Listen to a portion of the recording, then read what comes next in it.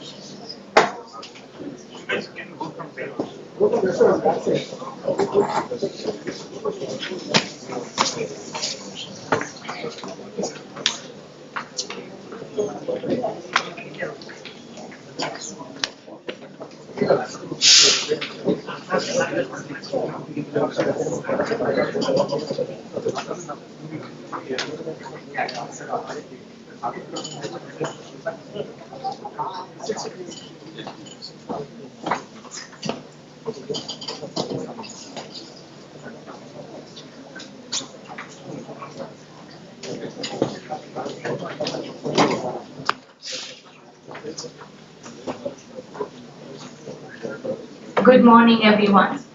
A very warm welcome to all the dignitaries, respected teachers, distinguished alumni, and our dear students. I'm Dr. Shriyanka Subbarayappa, faculty from Electronics and Communication Engineering Department, and I feel privileged to open this Innovation Day program to commemorate the birth anniversary of former President of India, Bharat Ratna, Dr. APJ Abdul Kalam. Before we begin today's program, may I request the dignitaries, Professor Kuldeep K. Raina, Honorable Vice Chancellor from our University of Applied Sciences, Professor Govinda Kadambi, Pro-Vice Chancellor from our University of Applied Sciences, Professor Jagannath Rao Venkatrao Desai, Dean of Faculty of Engineering and Technology, and Mr. Robert P., Deputy Director of Mission Development Area, UR Satellite Center, ISRO, Bengaluru, to please grace the dais.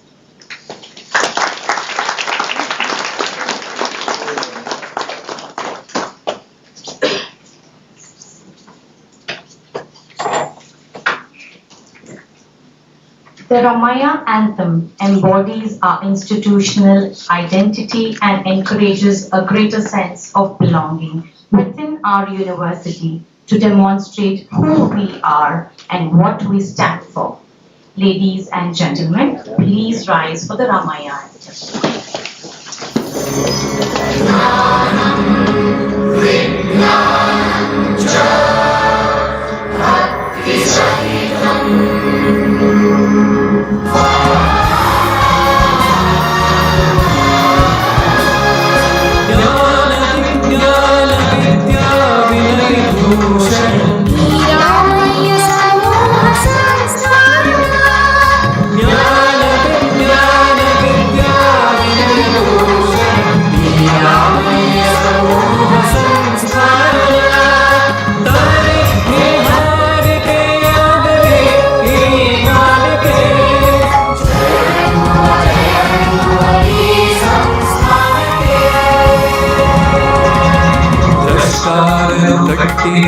ಕನಸಿನ ಸಾಮ್ರಾಜ್ಯವಿದು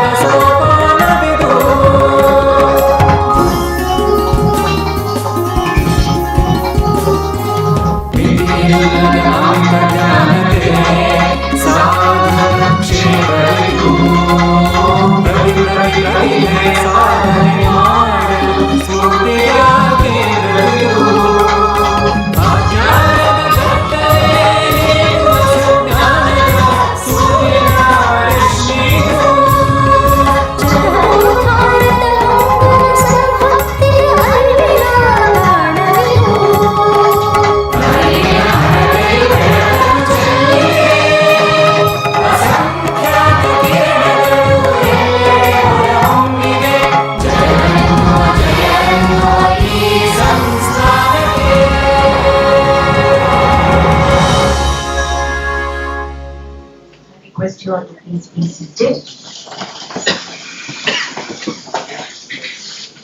Before we move forward to be part of this event, to thank the one bestowing his blessings, I call upon Ms. Ruti K, student from 4th year CSE department, to render the invocation.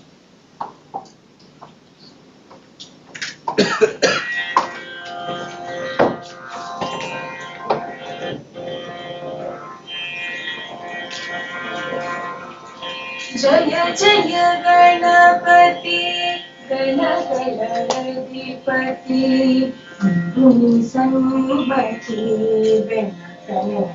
शक्ति विनायकने नमो नमः विघ्न कळवा वरवा कोडुवा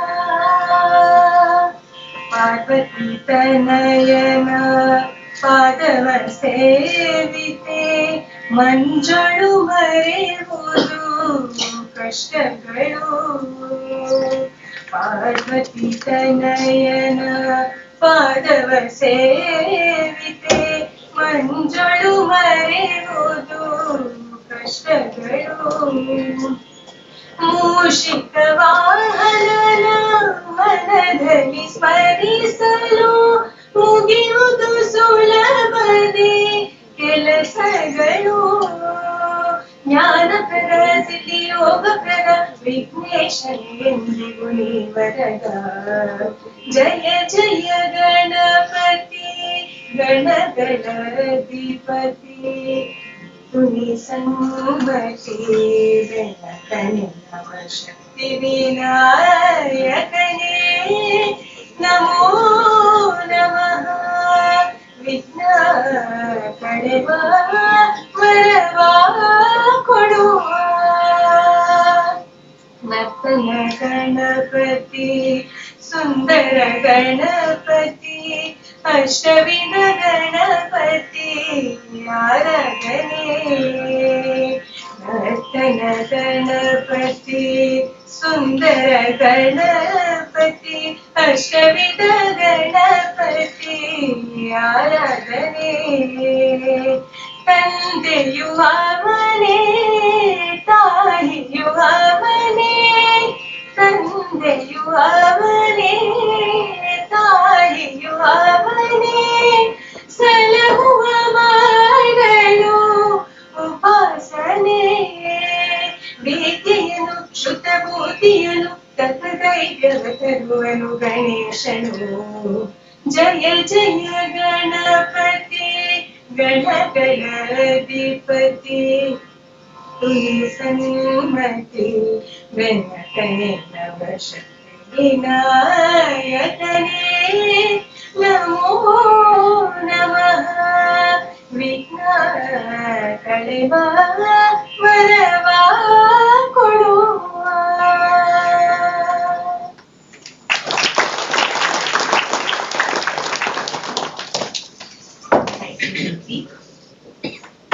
Education is nothing but the moving of mind from darkness to light. In keeping with the auspiciousness of today's occasion, may I request the dignitaries on the dais to light the lamp. Can I request some students and alumni to join them? Students.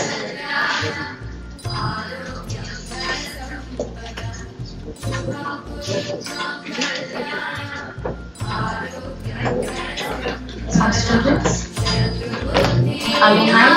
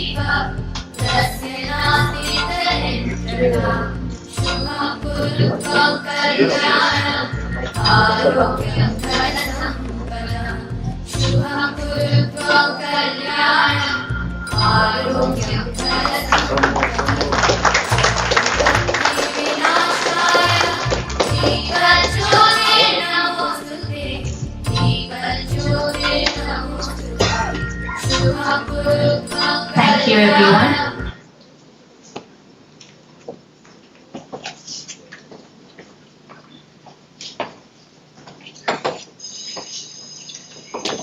May I please call upon Dr. Kiran Kumar, Assistant Professor of Electrical Engineering Department and Coordinator of ISC, Tamil University of Applied Sciences, to welcome our dignitaries on the dais.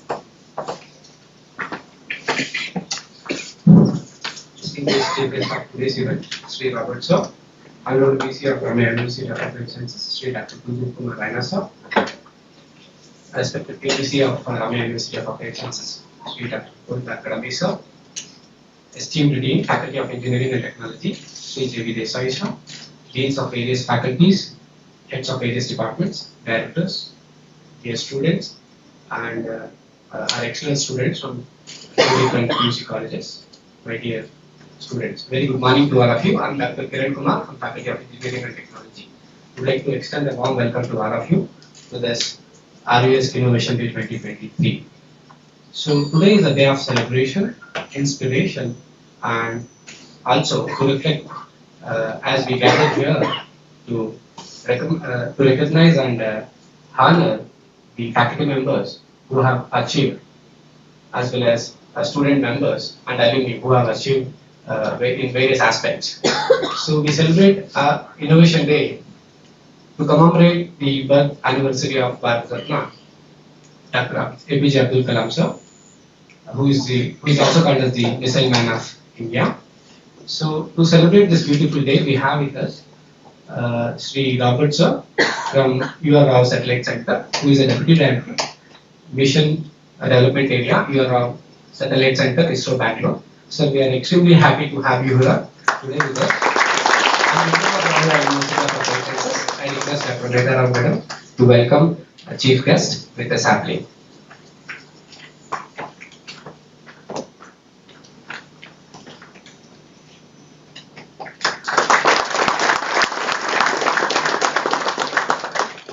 We are privileged to have our Honorable Vice Chancellor, Dr. Kuldeep Kumar Raina sir, who is the driving force behind this event. Sir, on behalf of Ramya University of Applied Sciences, I extend a very humble welcome to you. Now I request Dean Research, Dr. Krishnamurthy Jaina sir, to welcome our VC with a sapling.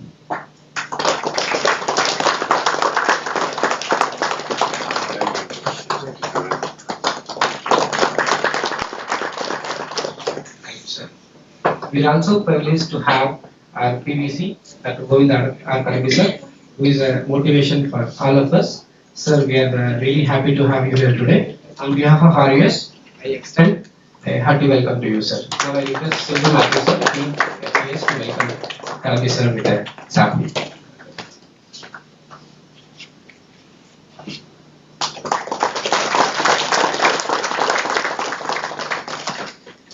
So we are also happy to have our esteemed dean, Dr. J.V. Desai sir.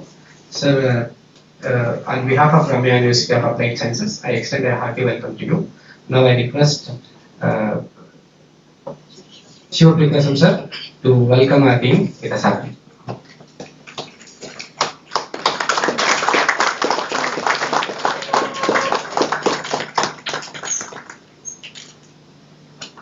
Thank you, sir.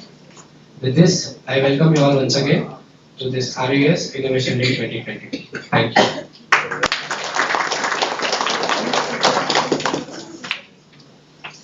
Thank you, Dr. Kiran.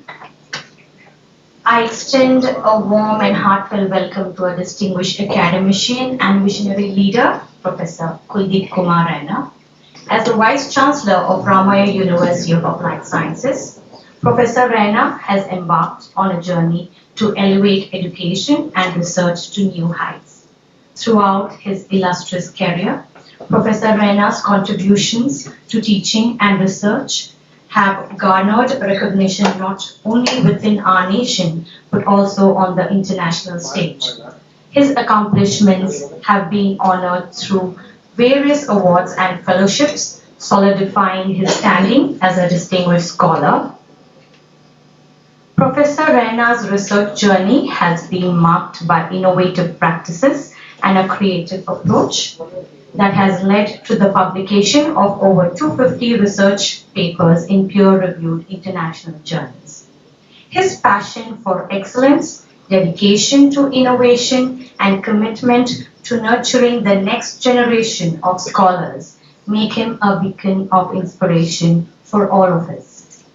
We are thankful for your gracious presence on this special occasion in spite of your busy schedule. May I please request you to address our audience with your opening remarks. Thank you. Thank you, Dr. Shankar. And with me on dais, a good friend, Sri Robert, who has really put the Indian space map into the global arena with his efforts and the team efforts. We are very happy and glad that you kindly agreed our request to be with us on this special day. Special because it coincides with the people's president of the country, innovator of the country, and who has given India a different life in many senses. And that is none other than Bharat Ratna, Dr. APJ Kalam. Professor Kadambi, the Pro Vice Chancellor of Ramaya University of Applied Sciences, Professor Desai, the Dean, Faculty of Engineering and Technology, Dr. Medha Rao, the Dean of Academic Affairs, Dr. Krishnamurthy, Dean, Research Innovation. We have with us Dr. Bharat, the Dean, Faculty of Pharmacy, Dr. Sergio, Dean, Faculty of Dental Sciences, Dr. Abel Matthews, the Dean of Hotel Management and Catering Technology, the organizers, Deepak, Dr. Deepak, yeah, you are there. You see all those who work from the forefront, they go at the back, right? And Dr. Deepak is one among them. Dr. Kiran, who I know have been helping in creating this ecosystem, this organization, and very beloved students, not only from Rama University of Applied Sciences, but from various schools as well. I wish you all the best, namaskar, and a great day. Friends, this in my memory is the second such innovation day that we are celebrating in Rama University of Applied Sciences. The idea came last year while we were just going through some reports of our students who have been doing certain innovative things, but not getting a recognition. Forget about the national level, even at the local level too. I, along with my team members, discussed it and deliberated, and we thought that 14th October falls the birthday of one of the greatest sons of the soil, Dr. APJ Kalam. Why can't we honor him this day by celebrating opening of the doors to our students from nearby places, as well as giving an opportunity to our own innovators to exhibit what we have. Because Rama University of Applied Sciences is not only the building, it is not only the two campuses. My friends, there is much more going within the premises of the campuses, and that is research, innovation, teaching, learning, service, not only at the local level, not only at the national level, but at the global level too. And this campus is special because this is our technology campus. Technology and innovation sometimes are put the same, they are the two faces of the same coin. Not always true, I think. With technology, there have to be social sciences and other sciences too. So that's why I'm so happy and so glad that we have the deans of various faculties all descending on this technology campus to share their thought process. So we thought, if we patent, if we innovate, I think we are also a source of creating new startups on this campus. And I see Dr. Sandhya is here. She is the coordinator for the IPR. Every second day there's a mail forwarded, sent by Dr. Sandhya. Congratulate this person, congratulate that person. I'm not here advertising for the person, but I am here to look at the accomplishments that our very, very esteemed friends and colleagues get from the university every time. That shows that we are doing something. So for that, this day is in fact a kind of a special day, auspicious day when we can project that.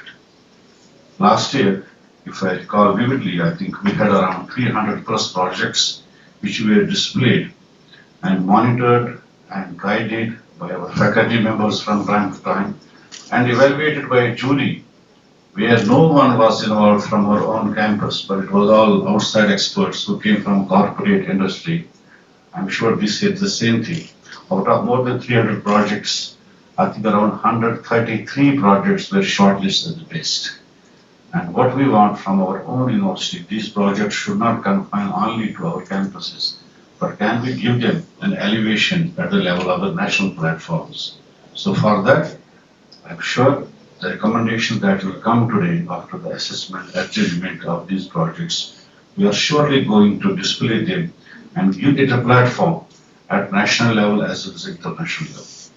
I'm sure while you read the newspapers, go through the social media contents, you must have heard that so many Indians are participating in this one. Not only sports, I think creativity comes from so many other aspects of life. I think academia too. So these projects will be put there. We have also with us Mr. Roberts, who is going to give his journey in the Department of Space Research And he told me before coming here, he has made a wonderful presentation, and I'm sure it is going to motivate us more and more towards go to space science. A couple of years back, I was in one of the committee meetings. It was an era when Dr. Manmohan Singh was the Prime Minister of India, and Mr. Obama was heading the US government. There was an interaction between them. I think critically given, should India go nuclear for substituting our thermal energy, the power plants? So many confusions were there. I don't know yet whether we have signed that agreement or not. But from the heavy water division in Bhava Atomic Center, Professor Rao was heading that. In one of the meetings, he said, if India has to go for this reactor process, we need at least 1,100,000 manpower to man all those installations. Do we have that manpower? Do we have that human source? That time it was not available. So who will man all those projects? Similarly, about last 2 months or so, India is taking pride in putting its own space mission Chandrayaan in the south pole of the moon. That has not come by a single man. I think there have been efforts by greatest of the scientists, even Dr. APJ Kalam, Dr. Satish Dhawan, and so many people have contributed to the successes. And that success is also led by a team which is from Indian Space Research Organization. They also need human source, they also need manpower, capabilities. So in my opinion, India, we are going ahead with the degrees, but I think there has to be a lot of experiential learning. We should become a part of that. So I'm sure when Mr. Robert is going to give his lecture, he will motivate some of the young minds, bright minds amongst our school students as well as my own team members from Faculty of Engineering and Technology and the RUAS in particular, that can we also look at the projects that where we can help them from academic point of view.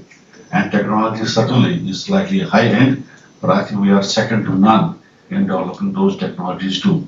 This innovation has to come from, and some innovations emanate from the failures, and some failures also come from the successes. That is a story where we have to learn, unlearn, relearn, wind, unwind, and all those things. And very happy that RUAS has taken this decision to have such functions. I believe we should not be only first RUAS Innovation Day, second RUAS Innovation Day, and thereafter none.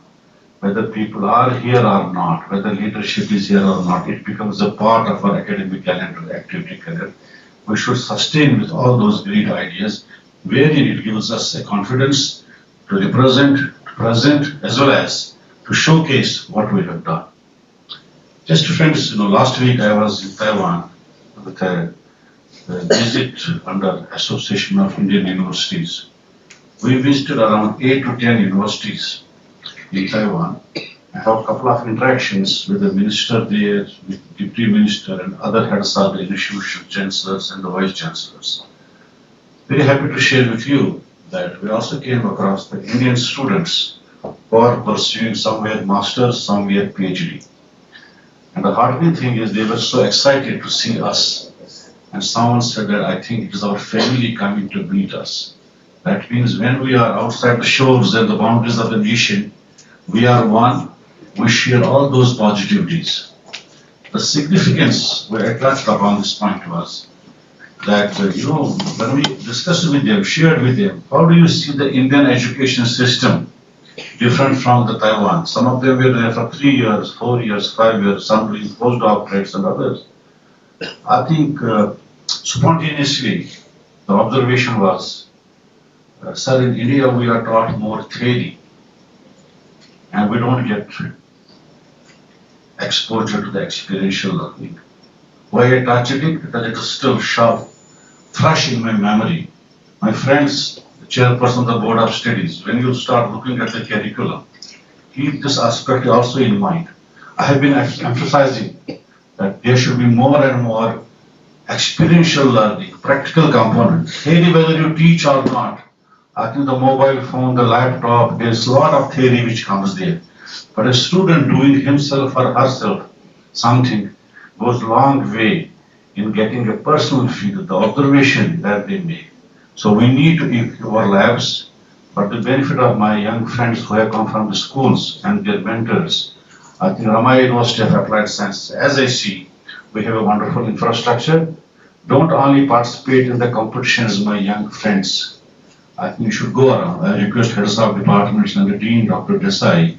So please issue a notice that these students will also go around the floors and the corridors and see what we have. Let's inspire them on this special day, which is the RUAS Innovation Day.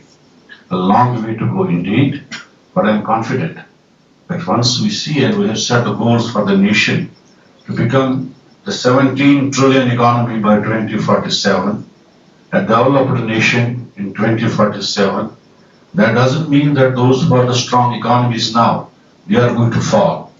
But yes, we believe that emergence of the Indian youth power is going to give India a different direction, a different dimension in creation, innovation, startups, and entrepreneurship at the same time. Keeping these things in mind, we have also introduced, I'm sure most of you know our beloved students, that entrepreneurship innovation is going to be a common course. If every year we can produce from our students 10 to 15 entrepreneurs, innovators, and go on multiplying it, I think this may itself become an innovation university of our nation. With these words, I wish this day a great success and thank the organizers for making it, planning it in a meticulous way. Very happy to share that there is an alumni session also. Please give us the most transparent feedback, because your feedback is going to be very, very important for us. Criticisms help us to grow. Always saying good is not a growth engine, but if we are doing really good, I think your inputs are also going to encourage me first, my faculty members, and every one of us. But in a system which is so democratic in nature and we have grown like that, both the aspects need to be discussed and deliberated upon.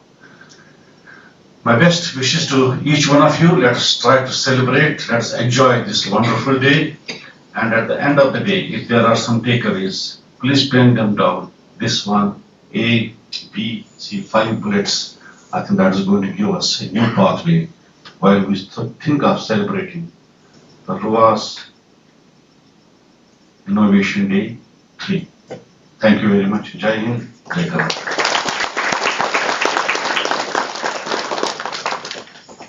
Thank you, Professor Raina, for those inspiring words to our young minds. As we gather here to extend a warm and wholehearted welcome to a distinguished individual whose contribution has significantly shaped the landscape of education, research, and technological innovation, Dr. Govind R. Kadambi, Pro Vice Chancellor of Research at MS Ramaya University of Applied Sciences, stands as a beacon of knowledge and expertise in the field of electronics and communication engineering. With a remarkable journey spanning over 3 decades, Dr. Kadambi's legacy is one unwavering dedication and profound impact. His tenure as a Dean of Academics of MS Ramaya School of Advanced Studies, now an integral part of MS Ramaya University of Applied Sciences, underscores his commitment to nurturing academic excellence and fostering innovation. His association with prestigious academic institutions and R&D labs, both in India and abroad, stands as a testament to his global influence and collaborative spirit. As a principal investigator and co-principal investigator for numerous sponsored research projects, he has consistently demonstrated his prowess in pushing the boundaries of knowledge. Professor Kadambi, may I please request you to address our audience.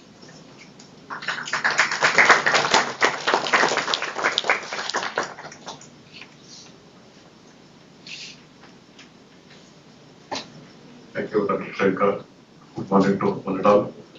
Respected Chief Guest Mr. Roberts, respected Vice Chancellor Professor Reena, Dr.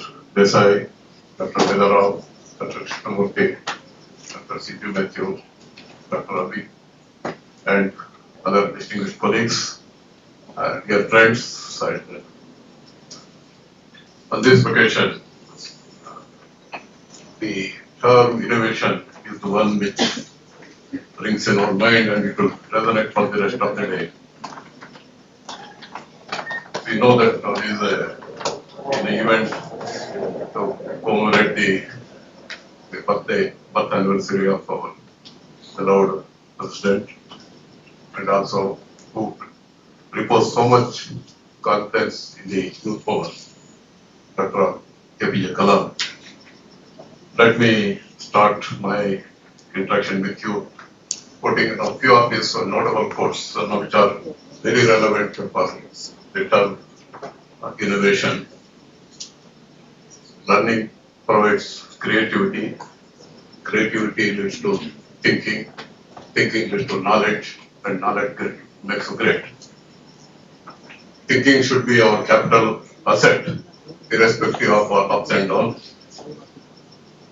Next quote is attitude determines the altitude, and excellence is not by accident. It is because of perpetual practice, dedication, and hard work. So these remarks, but I have been asked to speak on this innovation tank. Even in 2021 also we did observe actually the first time. So there's something that every time we cannot speak on the same thing. They have to be slightly different at the same time. We also progress and we also have something to share with others actually. So in this perspective, the next couple of minutes I'm going to find further the three terms, particularly research, invention, and innovation. We use them in a interchangeable fashion. Particularly innovation and invention we use in an interchangeable factor. But even though it can be used interchangeably, but they have their own distinction. And in fact, if you really look at the pre and pro cycle of research, actually, there's a very good agreement of saying that innovation is a fallout of the research. And again, if you want to know what is the research itself, you say it's a transformation from data to information, information to knowledge, and knowledge to analyzed knowledge. So when the knowledge gets transformed to analyzed knowledge, we get what we call as a research. Then when the findings of the research are harnessed for its utility in the form of product or a system, etc., then we call it as a term towards innovation. When innovation is successful, then the output of that, or I should say successful innovation is the product. This is one way of distinguishing between the research, innovation, and the product. But very often, we also use the word invention. Normally, that is the word invention when we use, it is referred to as some entity for which it is the first occurrence. Just like as research. Research is something which is a marginal contribution. In that sense, innovation also is associated with the word called the first occurrence. And it is also many times, if not in a, I should say specific way, in a more general way, it is the initial creation of a product or the introduction of process itself, actually, the invention is. Then invention addresses the specific problem through technology. That's also very important. And when invention leads to patent or IPR, what we call, then the patentability of an invention, again, it depends upon, it relies upon technical characteristics. Because of these considerations, one can also say the invention is a teaching for technical actions. That's essentially what we can say. When it comes to innovation, what can we say? The word innovation, it is derived from Latin, that is, it called innovare, like I can pronounce it. What does it mean is, many new things, ideas are doing something new. But it is not necessary that innovation is just an improvement or a transformation. Sometimes it is entirely different from the past perspectives. Even though we say that invention leads to innovation, it need not be always to that extent. And what are the attributes that are required for innovation? Inspiration, creativity, analysis, technology, development, teamwork, and success. This is essentially what we really require in that sense. Then today we are going to talk about the innovation. So invention, I'm not going to stress too much upon it. I know there is a common conception, the concept or misconception that innovation means only the product or engineering. No, actually, in fact, if you really look into the various aspects of innovation, we can say there are many more, but I can only list about 8. What are the types of innovation? That is the technological innovation, product innovation, process innovation, service innovation, business model innovation, disruptive innovation, design-driven innovation, societal innovation. So these one can find if you refer to International Journal of Innovation Studies. Actually, there are also many more, but I feel these are very, very important. That means to say, innovation does not mean only to development of the product actually. Innovation can occur in our daily life, many activities, and even in service sector and in management also, innovation is a possibility. Now, looking back at the issues of the former Prime Minister Lal Bahadur Shastri is well known for his contribution during the Indo-Pak War. One of his saying was, the technological advancement and adventure of the country should not be gauged by the tremendous and I should say unparalleled resources. It should also be through meticulously planned and scientific power, and I should say how we can honor the technological and scientific minds of the country. Such a powerful statement way back in 1966. If you have to say what he had in mind, and that can it be accomplished? No. I can only give you a statistics of what the most innovative countries in the world are. These according to 2021. You see that Switzerland, which is very small in size when compared to many of the countries, it stands first with a 65.5 marks out of possible 100. Then Sweden again, as for such a small country, it stands second with a 63.1. US, such a vast nation, definitely superpower was there and one was for. It stands third at 61.3. UK again, a small country, which is again 59 point, it stands at 4. South Korea, a small country, it is 59.3. Netherlands, again a small country, 58.6. Finland, 58.4, again a small country. Singapore, 57.8. According to this I think Niti Aayog did claim that India was 46th in the Global Innovation Index. Again, look at now if you correlate the words of what late Prime Minister Lal Bahadur Shastri said in 1966. Again, look at the countries which are one among the 8, except for US, I should say. The others are very small in size, small in population, but still they have made a tremendous impact on the innovation index of the world actually. That means to say it is not merely the, I should say, unlimited resources or unlimited facilities actually. It is the ability to think, we have to take it forward, that becomes very important. That is the message what we can hear out of it.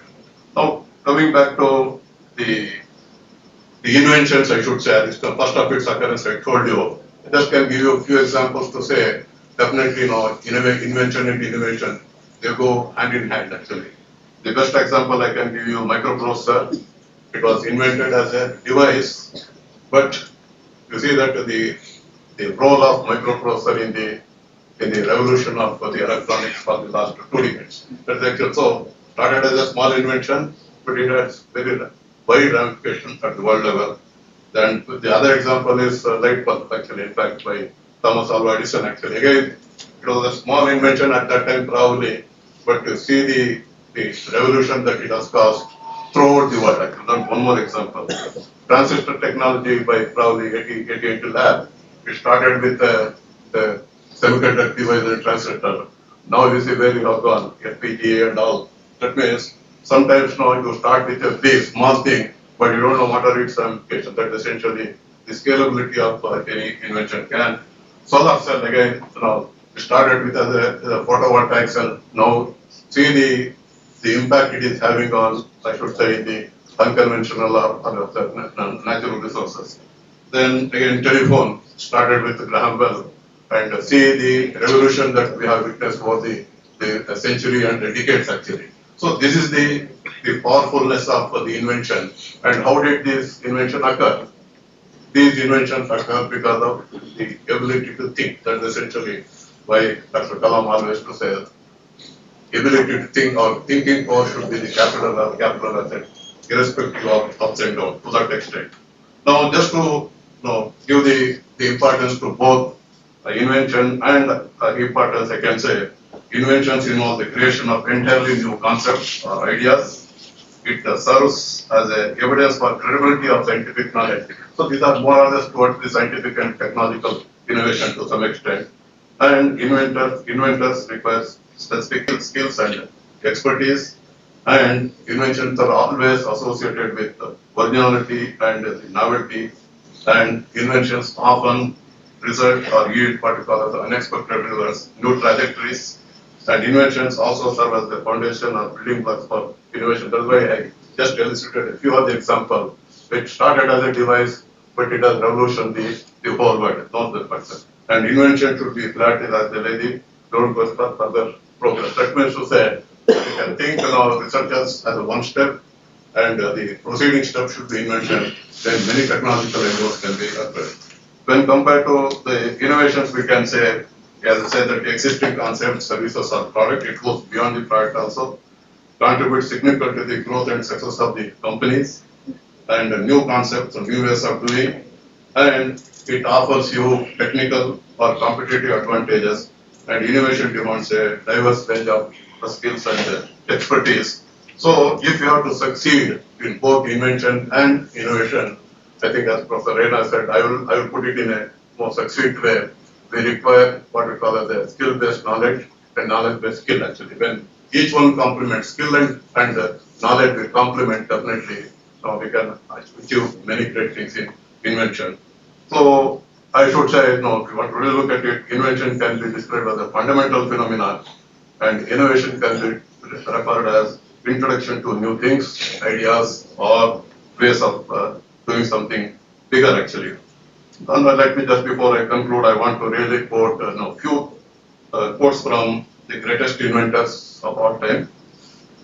One is reward for work well done is the opportunity to do more. So again, referring back to our Prime Minister Modi's statement, in India there is always whenever any initiative is there, we are always sparked by two questions, so mujhe kya and mera kya actually. So to answer to that is that actually if you achieve something, what is that for you? That means reward to work well done is you will have more opportunity to work further and better. That is the way.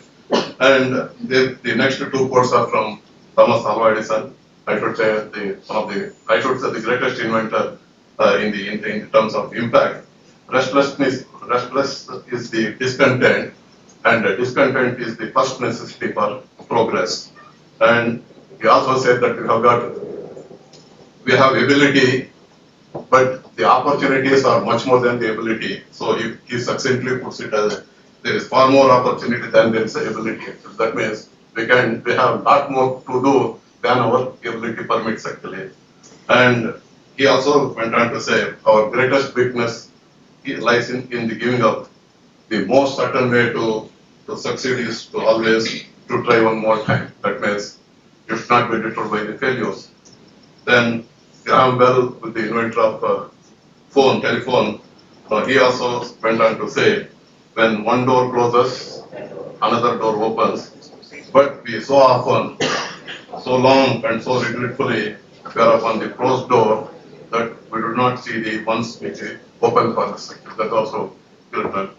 And this is one of the quotes from one of the Wright brothers who are, I should say, created with the concept of modern aeroplane. Learning the secrets of flight from a bird was a great deal like learning the secrets of magic from a magician. That means the nature-inspired innovation is also possible, and we can learn a lot from the nature. That's essentially. And one more quote is very important for all of us. Those individuals who possess unwavering determination, they don't allow the setback to deter them.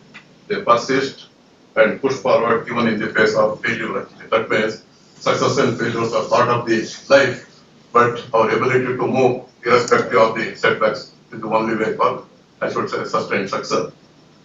Then we talked about today about the space program. It's my, I thought my duty, and also it's a great pleasure to again quote one from Vikram Sarabhai. Normally we don't hear many things about him.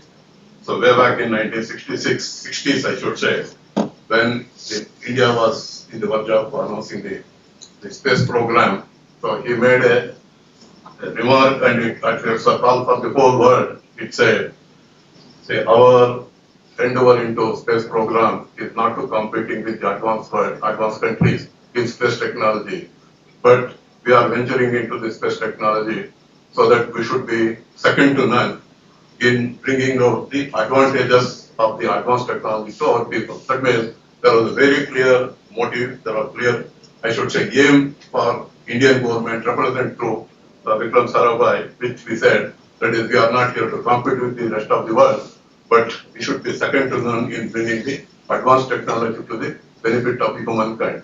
But in the process, what happened? When our achievements get better, more pronounced, whether we want or not, correct now, we will be drawn with comparison with others. That's essentially what is there. So you don't have to start to compete with others. Through our deed, automatically you will be compared. We are probably the fourth to land the spacecraft on moon after US, Russia, China, and we. So we started the program with no competition. But in the process of our achievement, invariably, inevitably, comparison will be that is the best. We are also talking about igniting the mind, innovation, I should say. So thinking of what is the invention? Obviously, when we say what is the either a gradation of invention, I would say the gradation of invention is also discovery. When the invention makes revolutionary effects or it brings revolutionary impact on that, then we call it as a discovery. Graham Bell's invention was a discovery to some extent. Semiconductor technology was a discovery, and in the recent time, Professor C.V. Raman's Raman effect, I should say. So when he discovered that Raman effect, that is inelastic scattering of light, it was an invention, and to see the impact that now it is posing on the rest of the world. Actually, it's been used very extensively. So let me conclude by quoting his statement. I have often repeated from this podium, but I think there are many new young minds actually for the benefit of those. I paraphrase a quote, or I should say a statement by Professor C.V. Raman when he addressed a group of graduating students of a university. So according to him, I urge my young men and women not to lose hope. The success will come only when there is an unwavering dedication to the task ahead.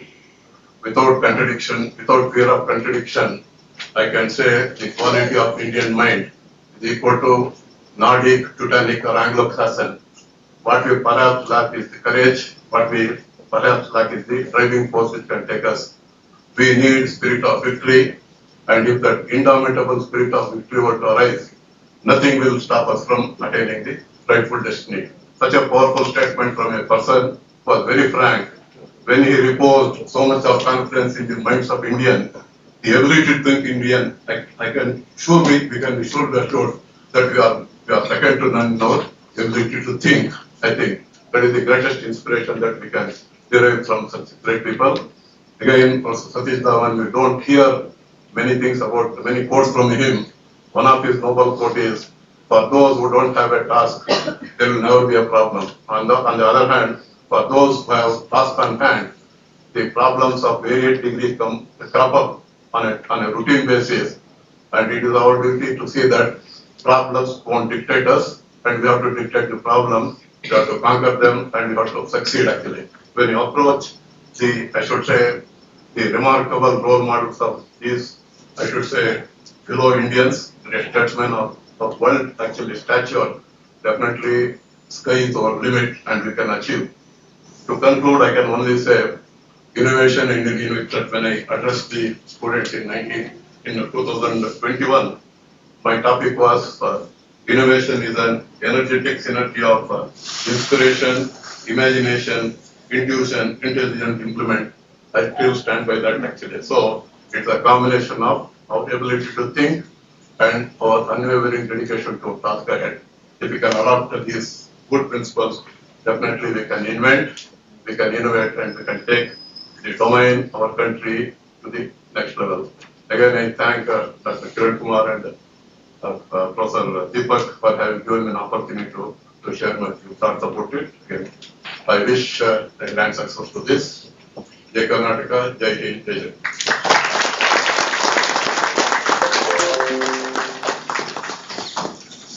Thank you, Dr. Kadam. We are honored to have with us today a distinguished alumnus who not only graduated from our institution but has also gone on to achieve remarkable success in his respective field. His presence here serves as a testament to the lasting impact of our institution on the lives of our graduates.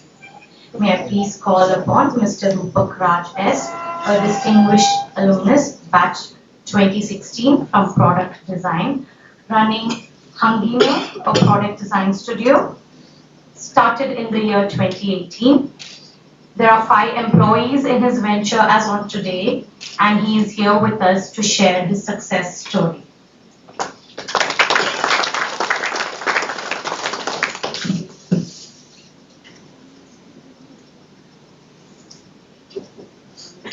Good morning all. So life is very simple, right? Innovation. Innovation is basically the fuel of our life. So when we open our eyes in the life, there are 2 perspectives, 2 eyes, right? So one is a need and one is a want. So how do we address a need and a want? So need and want is addressed, it is driven by nothing but engineering and design. So a need will get the job done, but a want will take you miles. Wherever you can live, sky is the limit. So when you think of these 2, the education like MS Ramaya helps you create, like afterburner in your rocket engine, and it propels you much further. So it has become a part of my journey where it propelled me by giving the part of their projects, so which helped me move forward and do better things in life. So when you think of need and want, technological aid is always at us. So how wisely are we going to use that is what comes in our hand. So what is that we are going to do with that? So it's like having the power in one hand and having the responsibility in one hand. The power is nothing but what you would do with the technology, the resources, where you are coming from, what is the culture, what is the tradition, and which college is it, what are you doing on daily basis. But responsibility is what impact are you giving for the social society, and in that way you can make your name. So when you think of ISRO doing something which makes us all proud as Indians, and what is our role, taking birth in this time period. So what impact can we do in this time period and being part of an Indian? So when you think of working towards a success or a failure, it's nothing but, you should always keep walking towards the success, because it's part of the life. It's like having a positive mindset, positive perspective towards the success. You can never achieve the end. It's like going circle and circle. You can never achieve a point, but it's only the flow which will keep you going. And the flow, when Mr. Bruce Lee says, you have to adapt. Like your need back a decade ago was just having a moped in your probably home, and anybody would have bought just an Activa or anything. But today it comes like, your family member take decision like, is it electrical driven, is it IC engine powered, and how is that adapting to your life? Is it technologically aided? You have Bluetooth, all those bits and gizmos. So you have to be adaptable. You can't say you are learning something here, you go out, when you're earning, learning is also a part of it. So you should be so adaptable that the flow should always be there. And when you are also in life working towards be it depression or happiness, your aggressive mindset will always keep you calm and think good and make a better life in this world. So I would like to take case of what Ramaya offered, when I did my masters, and it helped me gain through 5x returns, and medical campus, Ms. Medama had given me a great opportunity to, there was a need, they could just have got a furniture. But being a provider of a platform, they asked a student, alumni, to get the job done, even if it was not in the need segment, even if it was want, and how beautifully it affects everyday life of those students who walk by those furnitures. So I am really grateful for that. And so always think again, you have power in one hand and responsibility in one hand. So life is yours. Thank you.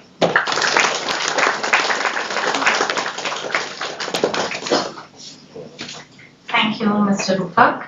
I would like to call upon Dr. Kiran Kumar from Electrical Engineering Department to present a token of appreciation to Mr.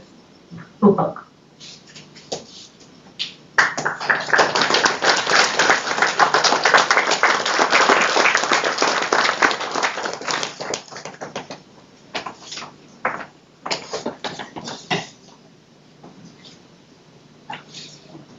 Mr. Robert P., currently working as a Deputy Director of Mission Development Area, URAO Satellite Center, ISRO, and has led the flight dynamics, mission and software groups in many successful ISRO missions, including Chandrayaan-3 landing the moon.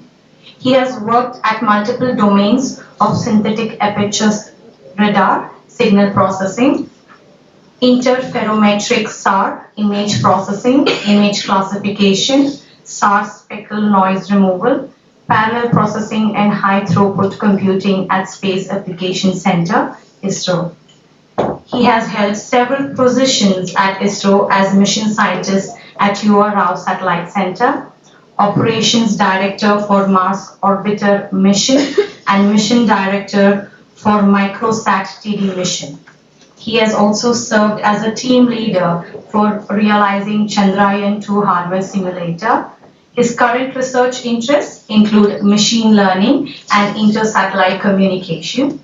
May I please call upon our distinguished guest of honor, Sri Robert P., to deliver the keynote address to our audience.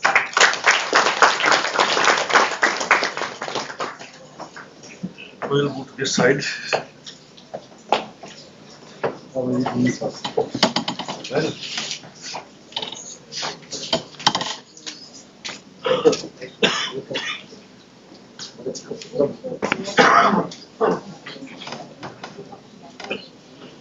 morning all.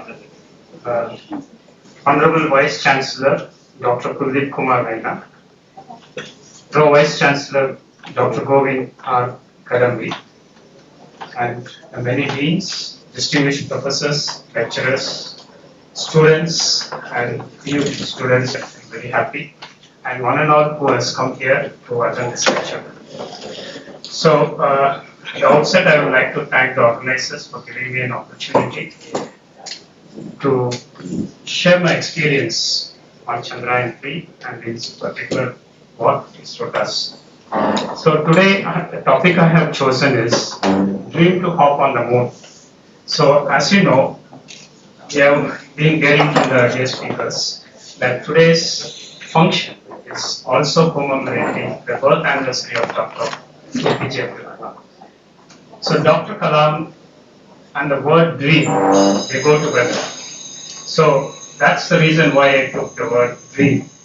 And the second one, what is the reason is, the latest happening in ISRO is, and in the nation, we have hopped on the moon. I do not know how many of you have been knowing this. We have landed on the moon, that's a common thing. But on the last day before the lunar night cycle began, when we know that we are not able to be may or may not survive the cold temperatures of the sky, of the moon. So we did a very daring experiment. We took the whole lander, we planned it, and we hopped into the moon, a very small distance, but a very good achievement we have done. So, Dream to Hop on the Moon is the topic that I have taken, and challenges and innovation is from today's theme. So that's what we are going to see. What is the innovations and why innovation is required? So with that, let me go to the next slide. Yeah, my contents is as follows. I'm going to give a brief overview of ISRO and URSC. Of course, I'm not here for campus, so why I should give a brief overview of ISRO and URSC is for one specific reason. You may be knowing in general what ISRO does, but Indian Space Research Organization, I felt personally, it stands for continuous innovation that we see over the years. So that's the reason what I would like to emphasize on what we do and how innovation is part of our daily routine. And Chandrayaan 3, before getting inside the actual innovations and challenges, I would like to briefly tell what the mission is about, and then the challenges and innovation I would see. And since I was expecting college students alone, but here I am seeing the school students also here, so I will try to improvise. So I take this opportunity that I took up a last topic, the dream to hopping on the moon, the intangibles. That is very important. The topic of this presentation is dream to hop on the moon. That's yet to happen. But the last thing is dream, how to take a dream and succeed in your dream, and what are the intangibles that in life you may have to follow from my observations. Okay. Coming to the actual dictionary meaning of the word innovate, I think I'm not able to read it. It is the introduction of new ways, right? Let us make it very simple. What is the Oxford Dictionary says? It's something, an introduction of a new way. Now, if you see, let us get that very correct. If you see why you wanted to have a new way, either you're stuck in a place or you're not able to further proceed in your development cycle, or for some reason you're coming down in your whatever is your dream that you were started with. So these are the three things that the requirement basically is driving the innovation. So innovation, today I would like to take a very simple definition. It is to introduction of new things in the way you are working together. So with this in the background, let us see what we are doing. So one of the things that let me stand here. So as you see, Dr. Vikram A. Sarabhai is known as the father of Indian space.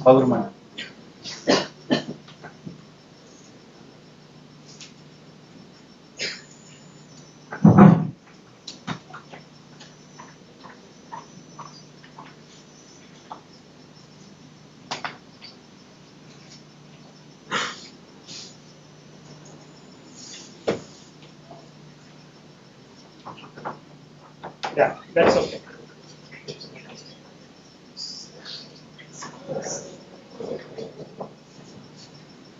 Yeah, thank you. In the words of Vikram Sarabhai, he has a vision for Indian space program. It says that if we are to play a meaningful role nationally and in the community of nations, we must be second to none in the application of advanced technologies to the real problems of man and society. Now, this is a very, very fundamental driving factor that we have with ISRO, and we really try to follow it by the word. So what we mean is, all the applications that we do with ISRO is aimed at societal applications. We always try to question ourselves, and our leadership always questions us. What is that the common man gets out of it? So that is where we were trying to go ahead with the most of our works in ISRO.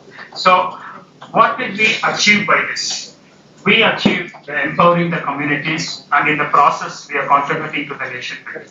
So this is the basic work, basic philosophy that guides all of us in ISRO, and this is the culture that we have been taught, and we have been growing in this culture for a very long time.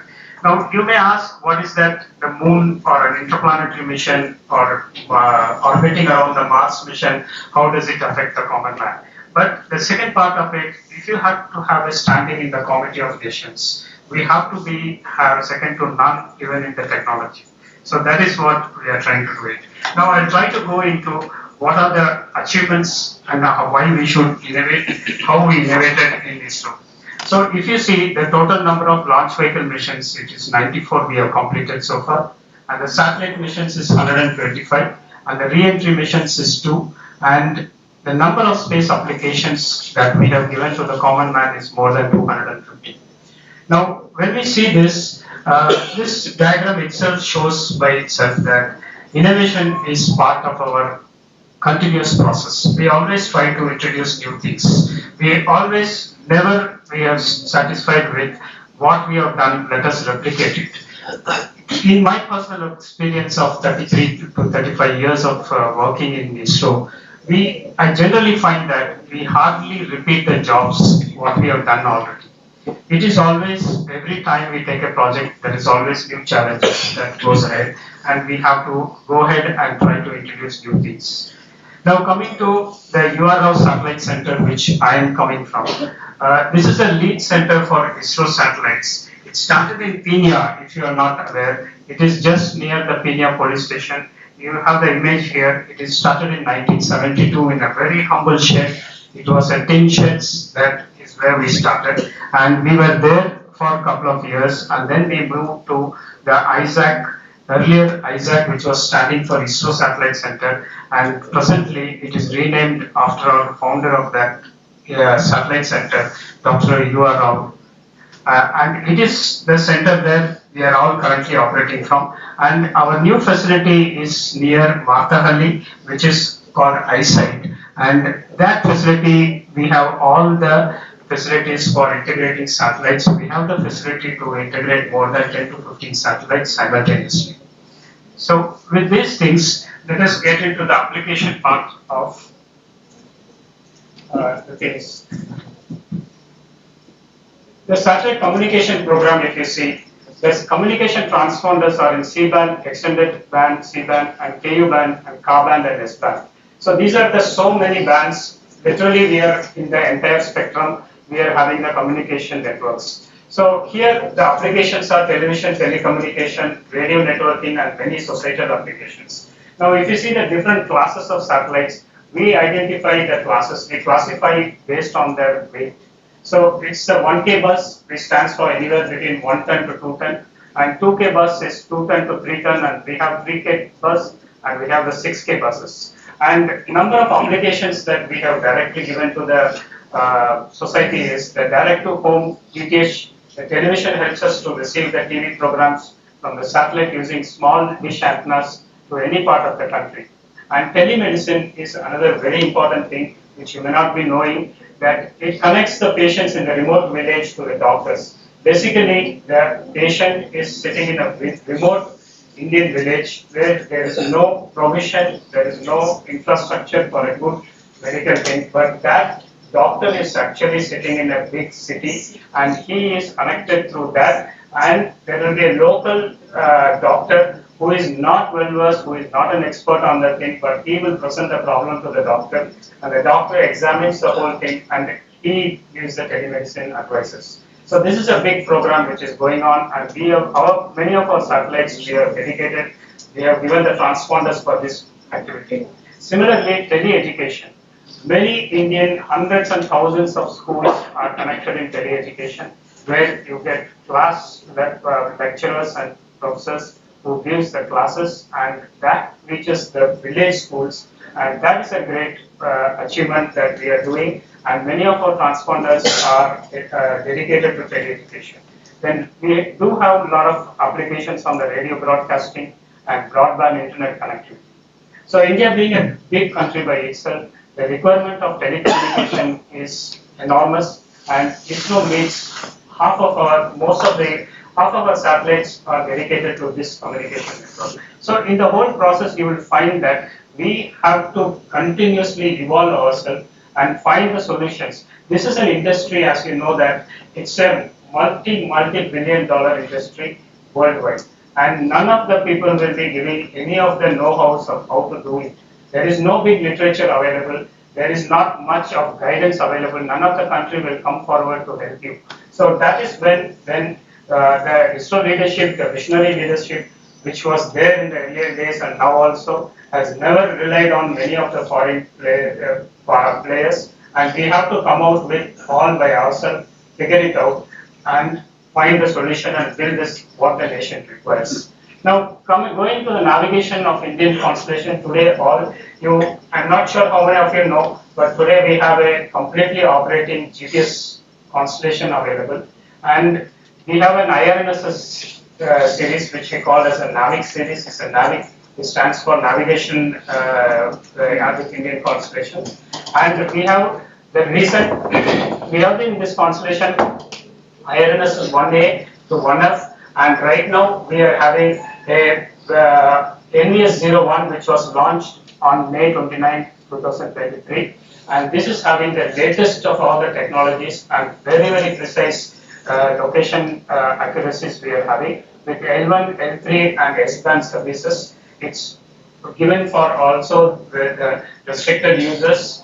We have using these things, and the middle diagram shows what is the coverage of these NAVIC bands. And today, shortly you will get the mobile phones which is having the GPS application, which will be using the Indian space research, Indian satellites, NAVIC satellites as the basic communication things. So the application sectors are terrestrial, aerial, marine, navigation, disaster management, vehicle tracking and fleet management, precise timing mapping and geodetic data capture, terrestrial navigation aid for hikers and travelers, visual and voice navigation for drivers. So what I wanted to emphasize on this slide is there is an enormous amount of innovation that has gone.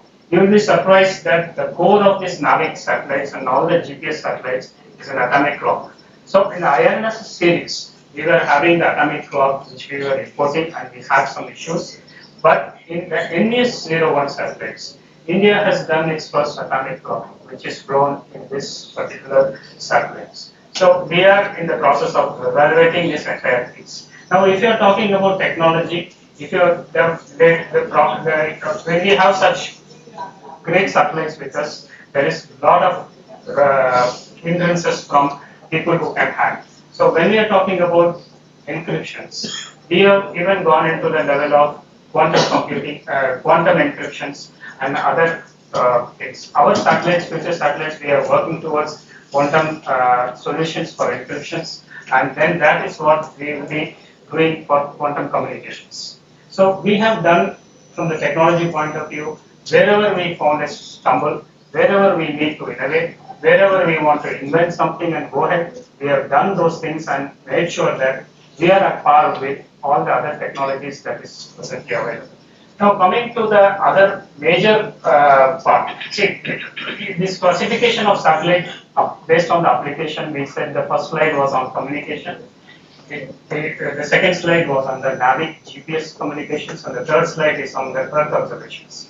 Now Earth observation is one of the biggest applications for our satellites, and this is used from all the fields that we are, many of the scientific fields we are covering in this Earth application. What we wanted to tell is, it's not that we made a satellite and then we are just repeating it. None of the satellites, except very few, when we have a family or a series, we have satellites which we repeat, so that there was a user requirement that you have to cover that place very frequently. Only on those aspects we were actually doing the repeat satellites. Otherwise, each of the satellites were in its own way different from the other satellites. So we have actually grown from 1 kilometer resolution. When we took in the earlier days, when we had the IRS satellites, we were at the resolution of 1 kilometers. Today with Carto 3 series and Carto 2 series, we have a sub-meter resolution. You will be surprised that we have very, very high resolution in the sub-meter range. So these are for the very special users that we make, and it is used extensively for surveillance and for many other applications. So as you know that India is a predominantly an agricultural country, and in this agricultural country, one of our major drivers for the satellite application is agriculture, water resource management. So each of these bullets that I have put here is basically empowering communities.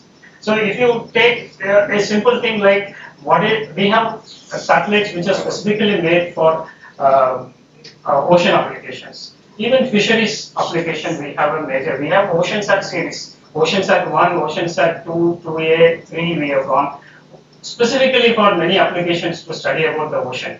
And you may not be knowing that today we have a very good program through the OceanSat series. We give advance warning to the fishermen where to go and put their nets. And we give based on the chlorophyll content. We take from the images from the sky and we study the chlorophyll content.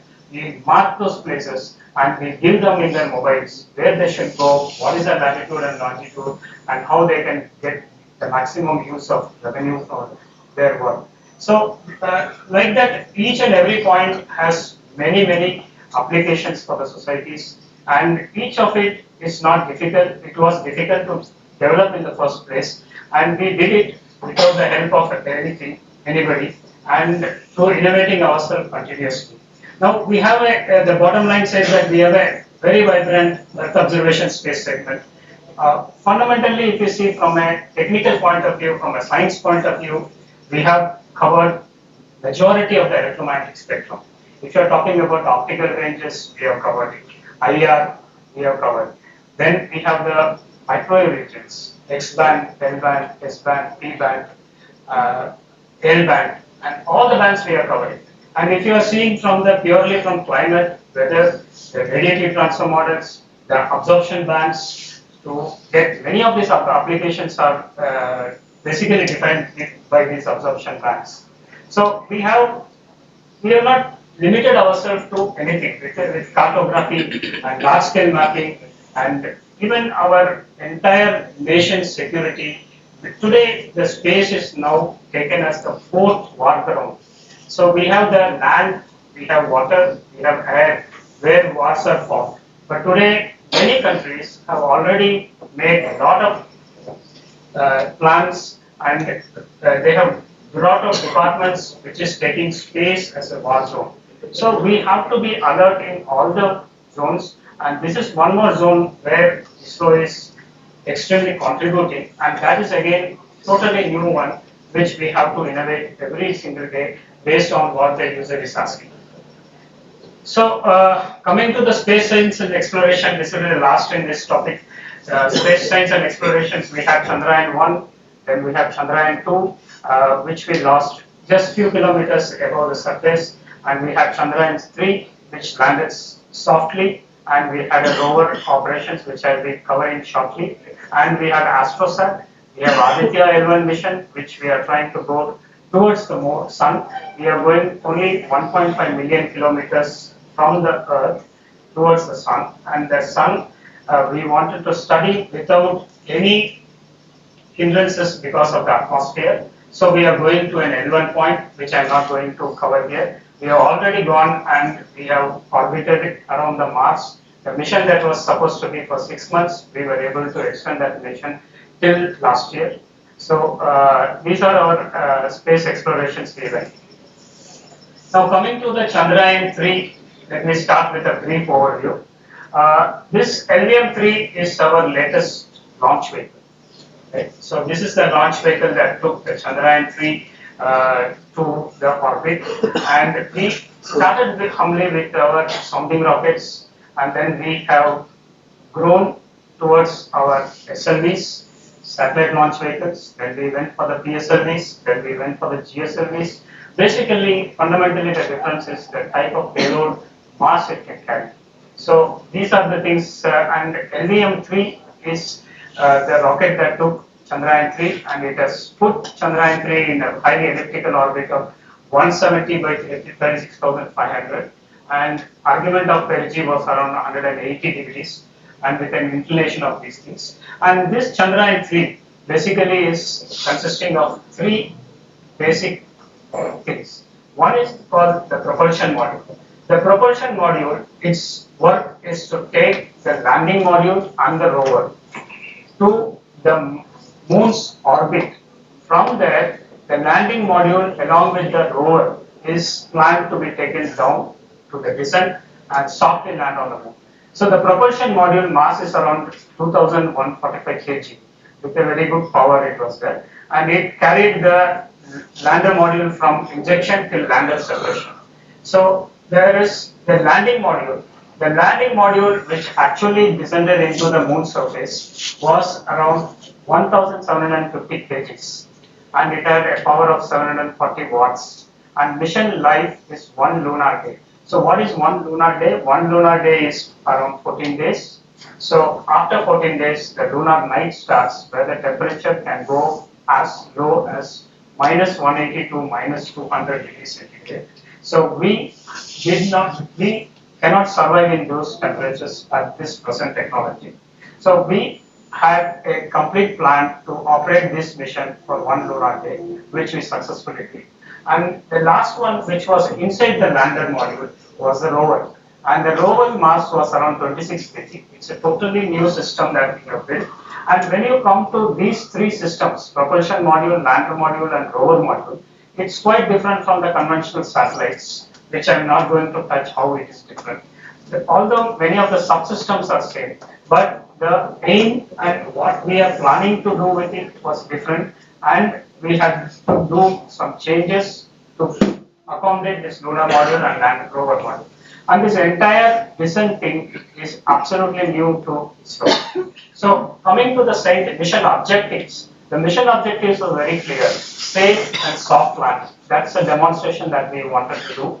And second is the rover roving on the moon surface. That is the second objective. And we have 7 scientific instruments, and the in-situ scientific experiments we have completed all the 7, and the data is under with the application scientists who will come out shortly with what are the findings. And these are some of the photographs of the flight modules and the rover module. Now, when you have this propulsion module and lander module and rover module in an integrated fashion, that satellite was looking like this. This is what was mated with the LEM-3 rocket, and this whole thing was injected into space. And this whole thing, as a composite module, it was having the different EBNs and LBNs, which I will come to the next slide. And then it reached the moon, and from there the propulsion module and the lander module got separated, and then we had the descent trajectory.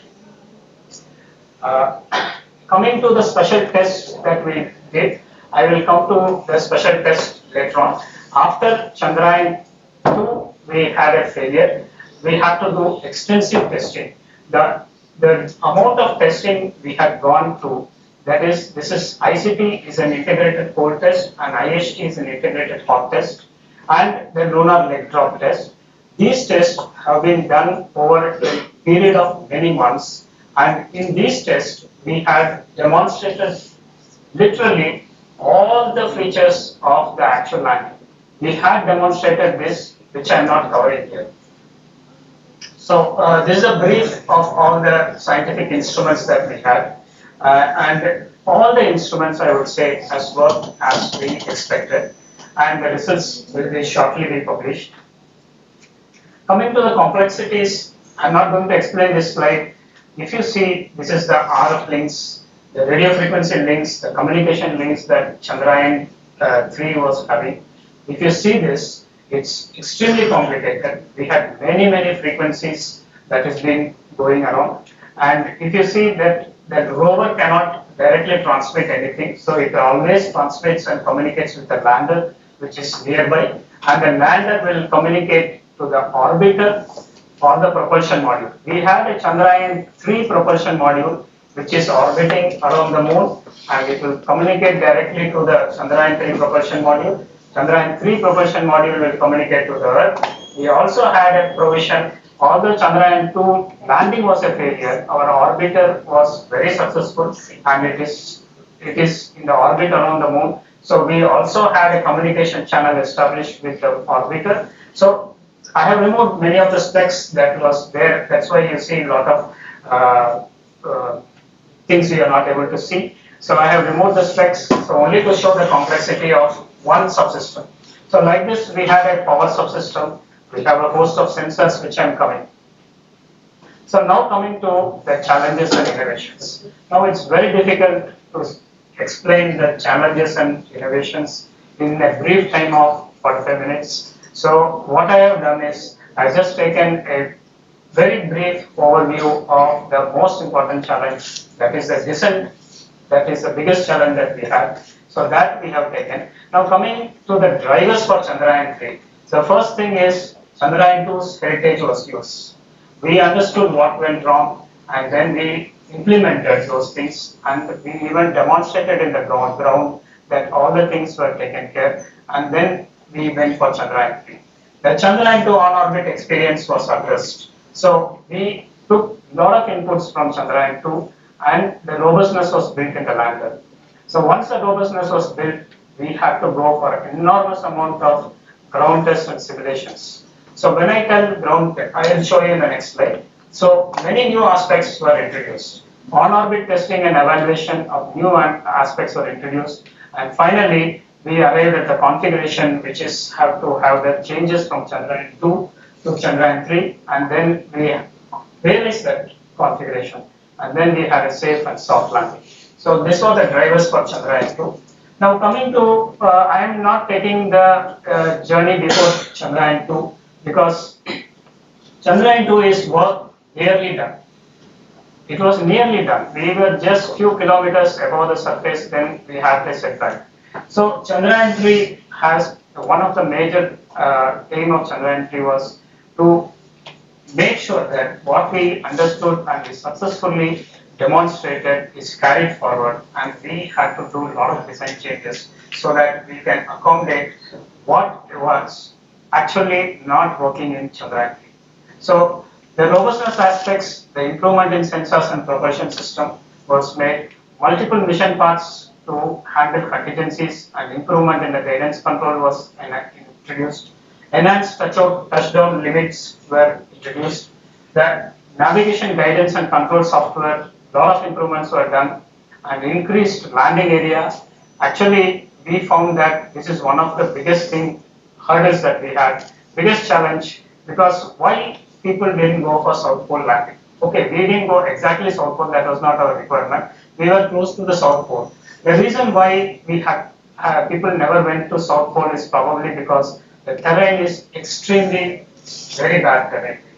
So we were anticipating that the terrain will be very bad, but we never anticipated what we saw with the actual pictures. So that I will just show you.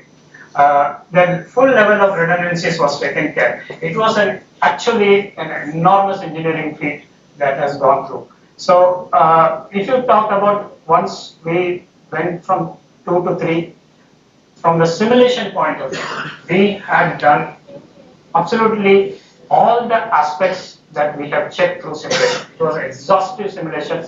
It was both software simulation. It was hardware simulator was used. It was also the actual flight hardware was used to simulate.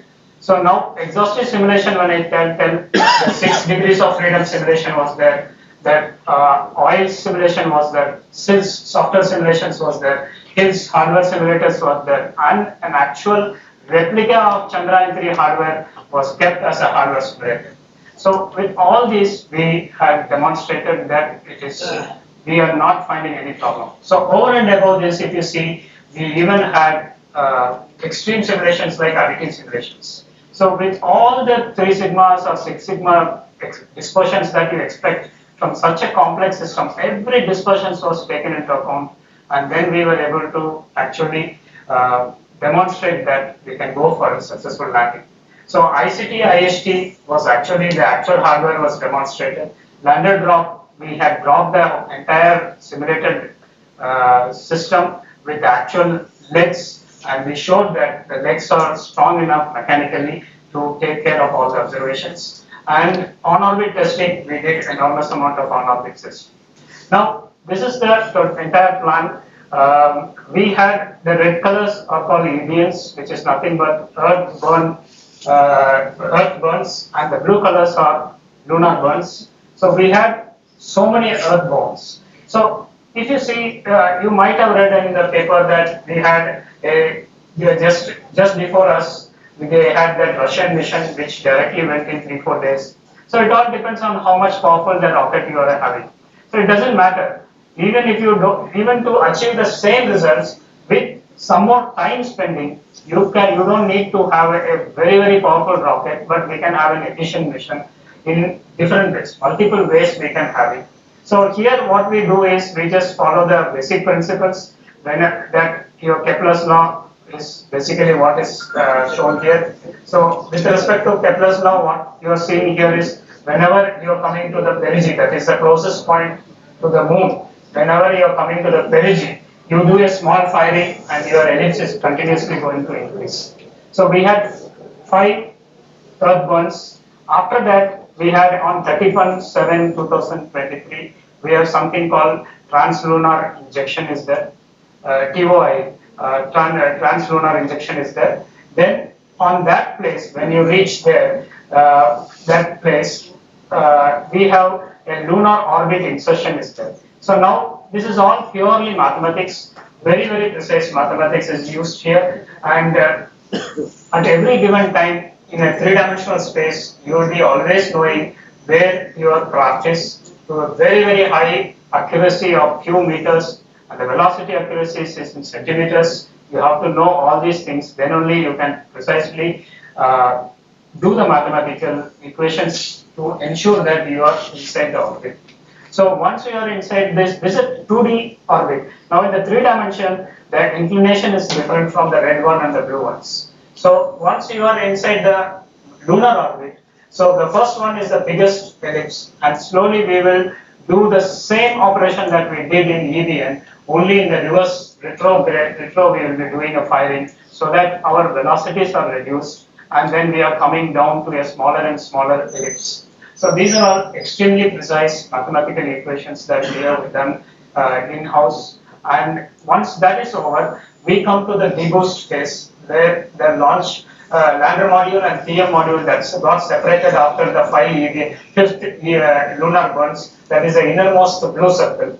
After that, we have to separate these things, and there were 2 deboost that operations that was done, so that we bring the system from 100 kilometer to 100 kilometer orbit to that green orbit, which is some 30 to 100, something like that we will bring, and then we will be orbiting in that orbit, and in an appropriate time we will be going for the descent, and the descent slide I will be showing next, and we will be ending up in the soft landing. Now this is the famous descent slide which we were having, and if you see, as I said, we were in a 30 kilometer by 100 kilometer type of orbit, and there when we are in 30 kilometers, at an appropriate time, which is mathematically we have derived it, we will be starting the descent. So once we start the descent, at 30 kilometers, just imagine your craft of 1600 kgs is traveling towards the Earth, towards the moon surface at a whopping 6048 kilometers per hour. That's the speed at which it is coming. And there is no atmosphere, so that's one good thing. So we are coming at that place. From there till landing, the entire operation is absolutely autonomous. It will take its own decisions, and it will come and it has to do it. The building of that autonomous system, that is the challenge, and that is the biggest innovation that Chandrayaan-3 had. So we divided this entire descent into multiple phases, and this descent is actually, it is being supported by a host of new sensors. We have all the sensors. So all these sensors, so many sensors, which you are seeing here, we have a LIRAP, that is a laser inertial reference and accelerometers, which gives the angular velocity, the linear acceleration. We have the laser altimeter, it gives the line of sight ranges from 10 up to 10 meters. The carbon altimeter, it will give you very precise altitude, it will be continuously giving. The laser Doppler velocity meter, basically it will use the Doppler principle. It gives a 3-axis body velocity with respect to lunar surface. The lander horizontal velocity camera, LHVC camera, which is going to give a complete picture, and pixel shift in A and C directions will be given continuously. Actually, we were having the image of the landing site in the craft, and this camera, as it was coming down at that speed, it was taking images, and in the onboard, the autonomous system will be comparing the 2 things and with a final decision whether to go for a terminal descent or not will be taken based on that. Otherwise, we had many other plans. One of the plans is to retarget, find a new place autonomously and go and land in a new place. So this time we ensured that whatever goes wrong, to the best of our ability, we are going to land. So these are the many sensors giving multiple informations to the system, and that's a system, the navigation and guidance system, which is a complicated software as well as hardware systems. We had very interesting propulsion module. We can very interesting things were there in the propulsion modules. So we divided this into different phases. One is the rough braking phase, where the velocity is greatly reduced, and then we had the fine braking phase. It is again still further reduced. During the fine braking stage, we had hovering. After that, we have a hovering phase where we were having literally the whole thing was hovering, and we were taking image of the final landing site, which is straight below us, and then we were comparing the landing site with what we have stored in the onboard. And much before that, we have done an elaborate study on which is the landing site that we have to select. So we had selected some 2 sites for Chandrayaan-2, and these were different sites. And there was a mandate that we have to find out a site which is more better for landing, bigger area for landing. It should not have hazards. When I say hazard, it is very, there is a lot of conditions to qualify a site which is hazard free. Its slope should be less than certain degrees. It should not have greater boulders more than 30 centimeters, or there is because otherwise you will go and hit that big boulder and you will topple. And if the slope is high, if you go and land on a very high slope with the type of impact that you will land during the landing, it's going to topple. So there was enormous amount of simulations that is done, and the landing site selection was very difficult, particularly on a south pole. And there were other conditions like once you land, you have to communicate with the earth, you have to have a line of sights. Then there's a power problem. These are mountains which are so many kilometers high mountains are there. And when we are landing, it's a lunar day we are landing.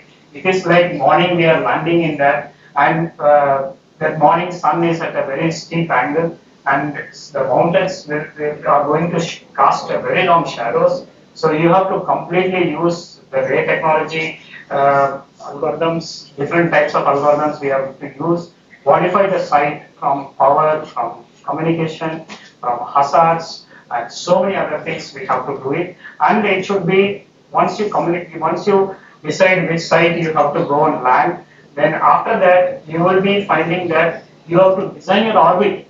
The orbit has to come in that area, and you have to design the entire back propagate. What is the time you have to start from the earth? Right from that, the window is very, very small window. So it's a very, very, very interesting piece of engineering work that went through this entire Chandrayaan-3. And let me skip this slide.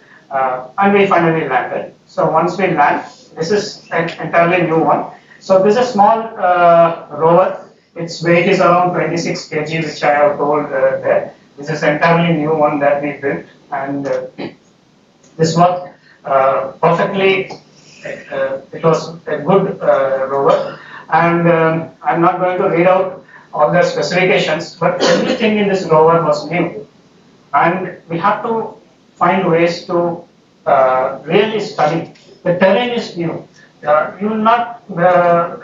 It's difficult to tell even the extent that we have gone to simulate this terrain. You might have read in some social media. So the terrain of the moon, we need to simulate on the ground here. See these wheels, the wheels. What is the friction in these wheels? The slippage is very, very high. Actually, we found that the real scenario, our real experience is the slippage was much more than what we expected from the ground. And we know that there is an enormous amount of dust which is there in the moon. And there's a lot of assumptions we made with whatever good literature we could get our hands on. And we went ahead with the design of this rover. And rover was the design of the rover was to ensure that whatever our landing site hazards we have identified, it is overcoming all those numbers. So this is how we designed that rover. And coming to the rover deployment. These are the things. It's a piece of extremely beautiful mechanical and mechanisms were there. Lot of mechanisms were there. So here I would like to can you click that? Yeah. No, click that arrow. So there is a small video I have kept how this rover actually it has come out. What was the CAD drawing and what was our actual. So that is the video that you can also see in the website. Is there in that?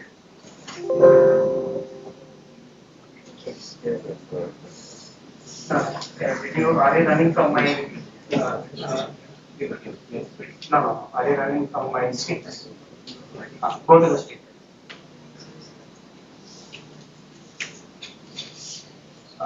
Rover. Yes.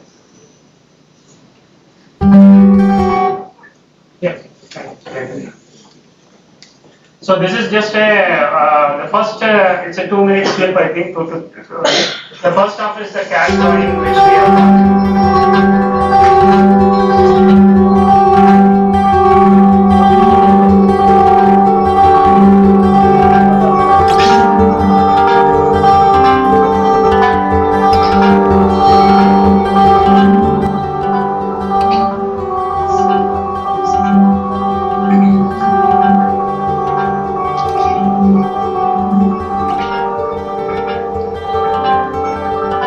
So the rover had two different types of movement for the rover to touch the ground.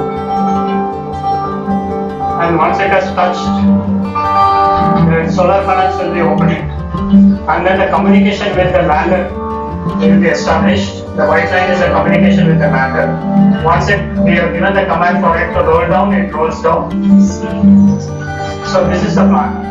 So one more thing we had, okay, this is a plan, and this is what actually went through with the onboard camera visuals. The lander has landed and the dust has settled. So now we gave the commands for the rover ramp to be deployed.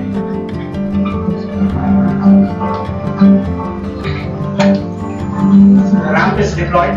Now the rover is starting to roll out into the surface. That is the actual surface that you are seeing. It is much harsher surface than we understood.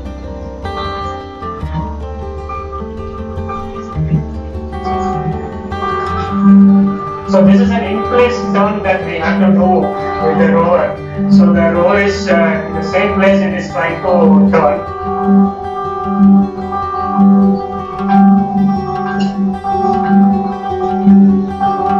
These are all images taken continuously from the lander. From the lander camera, it is continuously taken, and this video was made.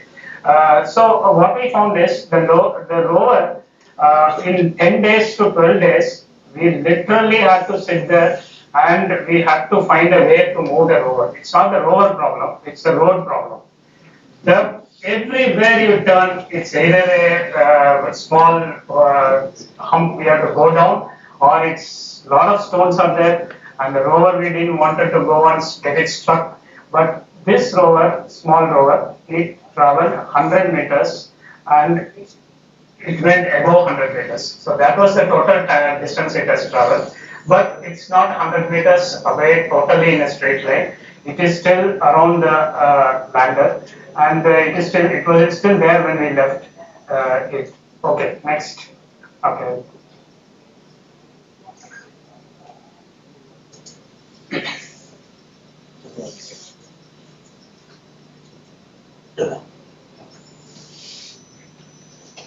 Yeah. So this is the final landing image of the lander. You saw the rover is somewhere. Actually, this is the picture taken by the rover. Right. So this is the picture taken by the rover. The entire lander. So earlier the lander was taking the picture of the rover when it was coming out, and now the rover has come to a distance and it has taken. And these are some of the this one. Oh, sorry. I just pressed the wrong button. Yeah. Yeah, these are some of the instruments, Chaste and ILSA instruments. Actually, with ILSA instruments, little bit we are going drilling inside and to get some samples and doing some experiments there. Okay, can you click the, okay, that's the next one. That next video. Let's do video play. One more is there. Yeah. So this is the actual power descent. What is a power descent from 30 kilometers onwards? These are the hundreds of images they have just collated together to make this video. This is from 30 kilometers height. It is coming and finally landing. This is taken by the whole module, and that's why you are seeing the solar panel that is coming in the left hand side. So solar panel is coming. And if you really see the altitude change, you can see what is the type of resolution you are seeing on the ground. So many big craters are coming. That means you are in a very high altitude. So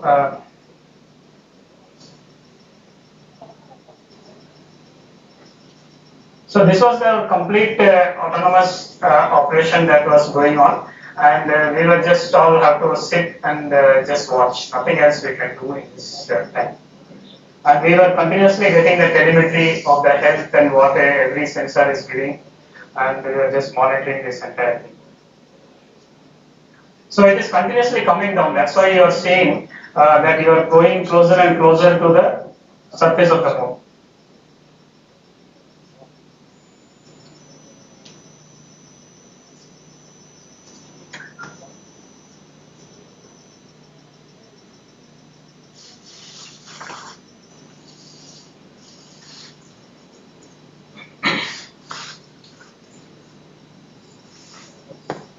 Probably the rough braking phase is more or less over, and then we will be coming into the fine braking and followed by the hovering we will be having.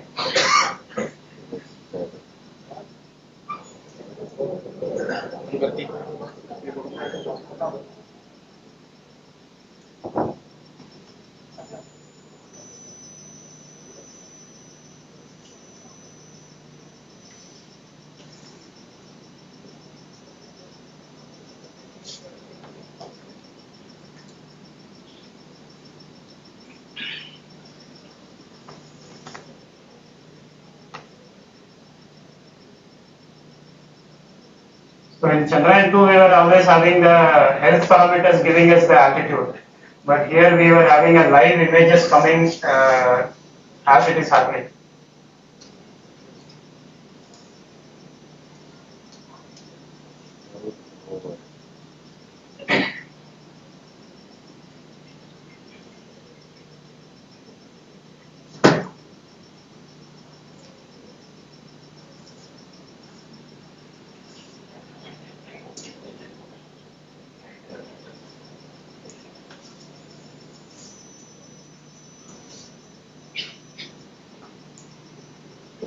So as you can see, the terrain is very, very hostile terrain.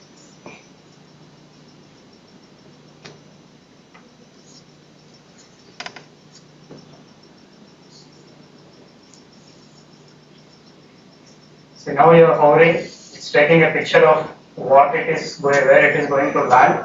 It has compared in onboard and it has taken a decision to go on land, and slowly the landing will happen, and 0 and we will be landed there. So this is the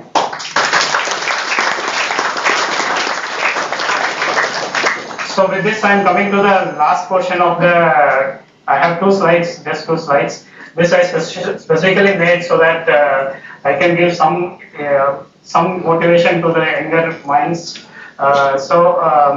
See, what we understood, what I personally understood is the dream to hop on the moon. There are many intangibles that you have to work out when it comes to real life, when you are having your dream and how to go and achieve that dream. So dream the moon, but let your dreams be pragmatic. So that's for the younger students. So what does it mean? I will explain to the school students. Suppose you are in a first year engineering college and you are sitting there and you start dreaming, I need to become the best cardiac surgeon in the world. That's not a pragmatic dream. I'm just giving an extreme example. But if you are a first year medical student, dream for the best. You can always dream that you need to be the best cardiac surgeon in the world. That's a pragmatic dream, which is sensible, which is practical, and which you can get it. So that is the first thing that I wanted to say. And as Dr. Kalam says, dream is not that which you see while sleeping. It's something that does not let you sleep. So that is a dream. So once you start dreaming and you know that you have a statistical possibility that you will really, there is a possibility that you can achieve it, dream for the highest level, dream for the moon. You will go and reach there. So that is the first thing. Now, the second thing is, once you dream, even Dr. Kalam has said, dreams transform into thoughts and thoughts results in actions. Now, with this particular dream, let me go to the first point, that this landing on the moon is not a single dream by a person. It's a dream of India. The reason I am saying is, ever since Armstrong has landed on the moon and he kept his foot on the moon, every single of each one of us, right, we had a thought that someday our country also should reach the moon. That is something we started from our school days. So that is a dream of India. And this, as I was earlier discussing, this was evident when we found that in the YouTube, the number of people concurrently watching the landing this has broken all the YouTube records which was ever there. It's more than 8 million people who are there. So this shows what is the type of interest that the public has. What is the type of dreams they wanted. There was a billion prayers, I would say, that was going for us to support our entire cause. So this is a dream of India. So when you are dreaming in your personal lives, be pragmatic. Don't dream anything that everything is there. Yes, you can dream, but be also make sure that it is possible. This dream cannot be a dream in somebody's head. It has to be translated to your vision. Now what I mean is, when the dream has to be translated, this particular dream of landing on the moon, it was translated as a vision by ISRO, guided by its visionary leaders. Now what is this vision all about? Dream is that you wanted to go from place A to place B. That is your dream, right? But how to reach there? What is the blueprint of how I'm going to reach there? Each one of you should actually work out what are the stages in your life, what are you going to do to reach your dream. So that is what we call as a vision. Translate your dreams to your vision. That means take your dream out of your head and put it in front of you and find out how you will go there. You cannot get a Google map from anywhere. Each of your dreams and each of your process in which you will be going and reaching your destination and achieving your dream is going to be different. So you have to only work out, and this vision is that will not let you sleep. Okay. So the third one is, this dream was translated to a vision, but finally it has to be executed. And it was executed by talent, dedication, and hard work. It is genius work. So it requires sacrifice. Dr. Kalam has said, if you want to shine like a sun, first burn like a sun. Today we are not ready to do the sacrifice. Today we wanted everything yesterday itself. Why am I not having it today is the question that comes in the young minds, right? But we never think, what are we working towards it? How much effort we have to put to go and reach that?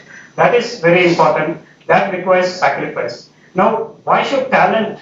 To get a talent, you need to sacrifice. Yes, you need to read, you need to understand, you need to learn how to do a certain work. You have to have a skill.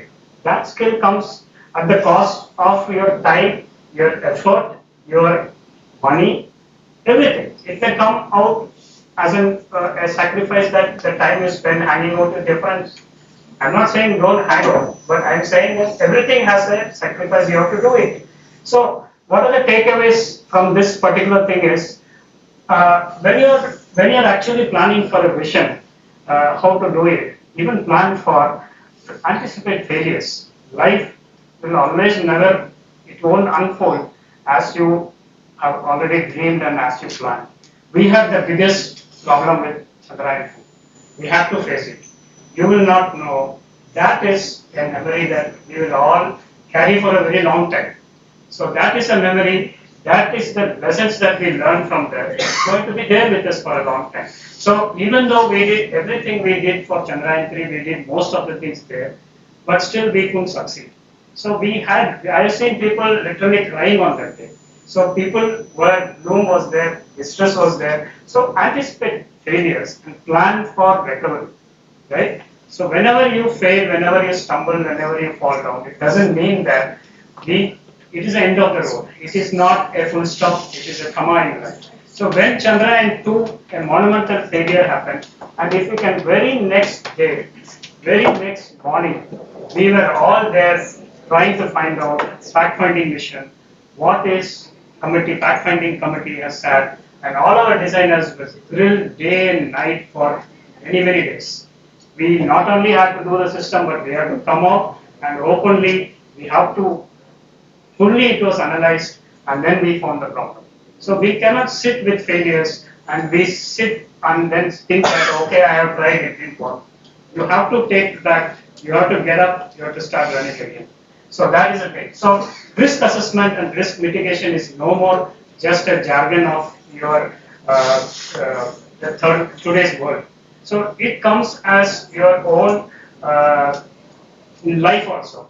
You have to assess your risk. Whenever you are taking a decision in your life, you have to assess a risk. I knew that when I come to Ramaya Institute, the students here have already achieved a greater dream. Otherwise, if they are not achievers, they won't be here at all. So Ramaya Institute is such a premier institute. I know that all of you have already achieved most of your dreams. So these are just what I understood from the intangibles of this entire episode that I wanted to share with you. Next is embrace change. Change is something. See, if you want to sit in the same place, you will never innovate.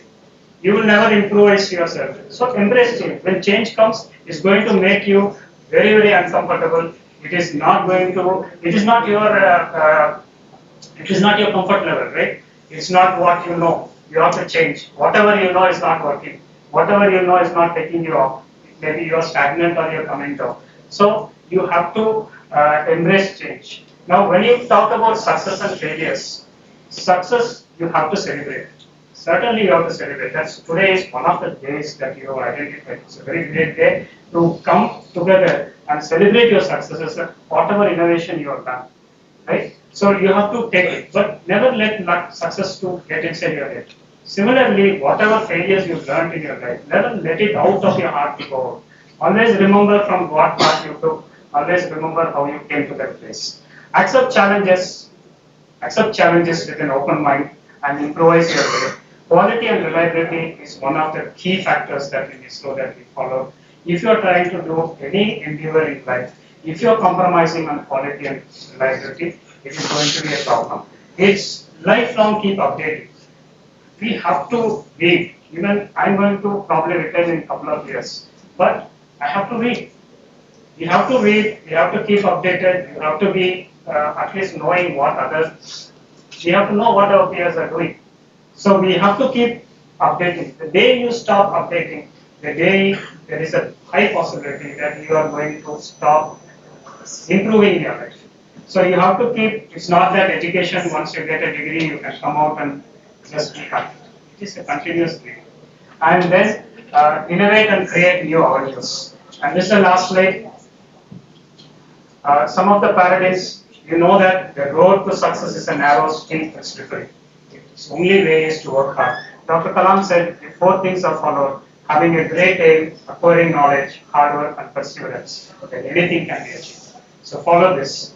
You have to have all these 4 things. You have to have a dream, that's an aim. You have to acquire knowledge. The hidden thing is you have to acquire understanding also. It's not that the marks alone will help.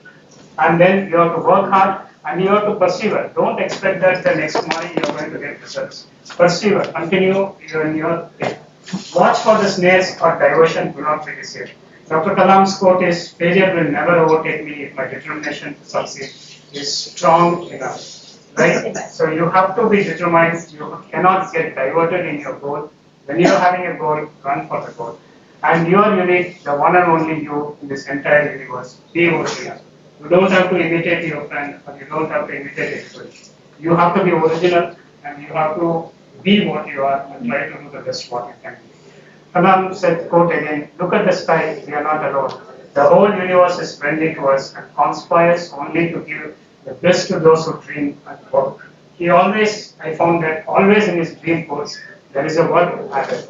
There is something you have to do, otherwise it will not work. And the last one is celebrate success, even if it is small. As I told, today is the day you celebrate. So in your life, celebrating success gives a positive feedback. So take your parents, one of the things that we at ISRO, we felt that our leaders also has told us that the families are an unsung heroes in this journey of Chandrayaan.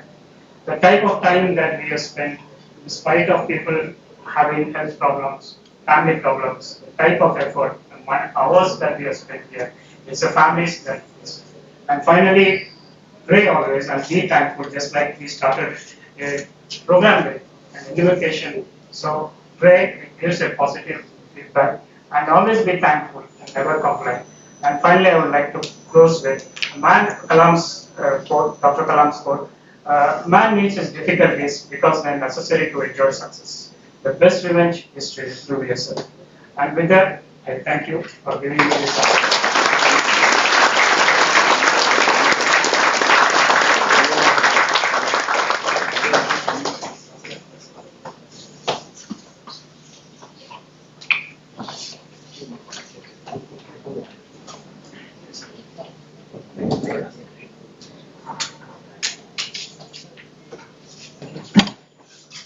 Thank you, Mr. Robert. It is with great pleasure we gather here today to felicitate our distinguished researcher.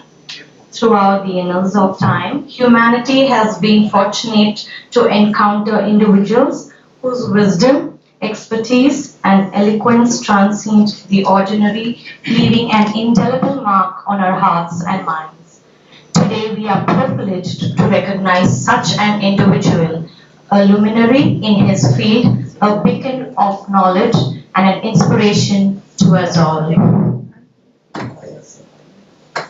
May I please call upon Professor Raina, Professor Kadambi, Dr. Medha Rao, and Professor Desai on the dais to felicitate our distinguished guest, Mr. Robert.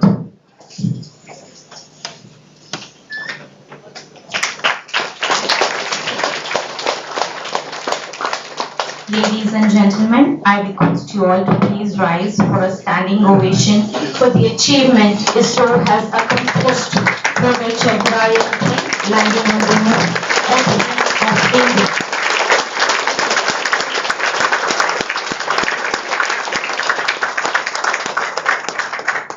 I'm sure he has created more and more sparks in the minds of each one of you. Is it okay? Were you happy that day?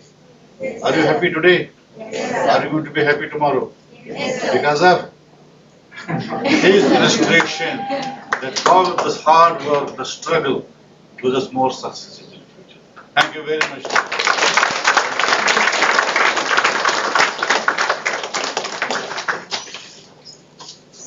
Where to start from?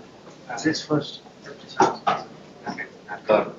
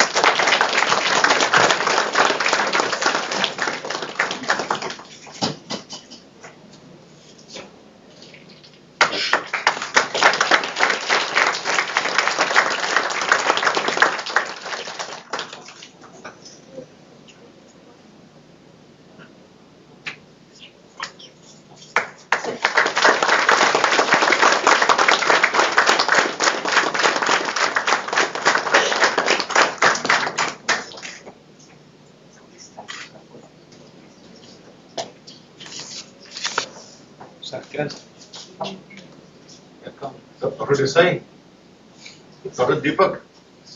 Now, why are you far away? Come on.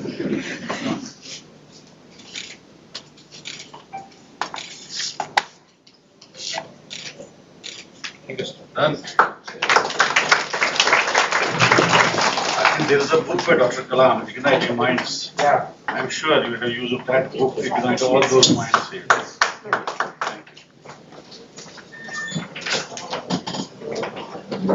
Thank you all.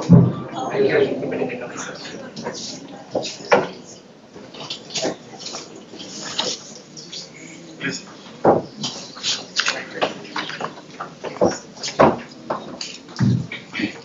Now we shall break for tea and join back in 10 minutes in the same auditorium for the felicitation program of our faculty, alumni and student achievers.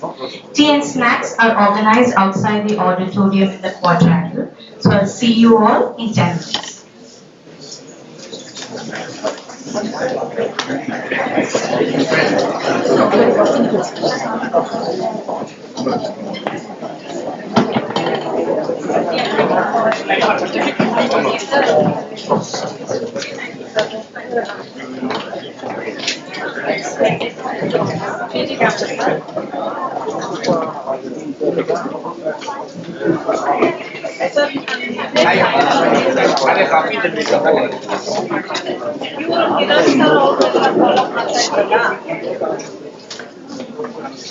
No. I didn't. They said they have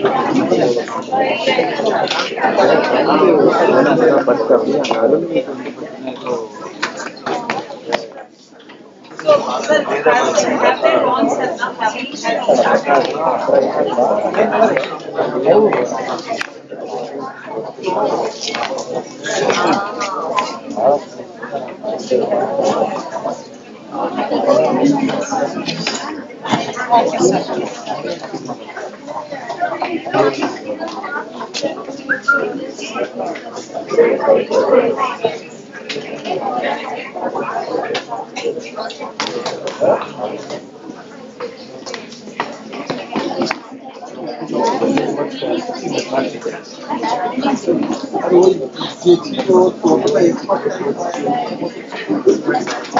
If you want, you can come, or else you can stay. Yeah, so what plan is it? If you want, you can join. Let me just go and see.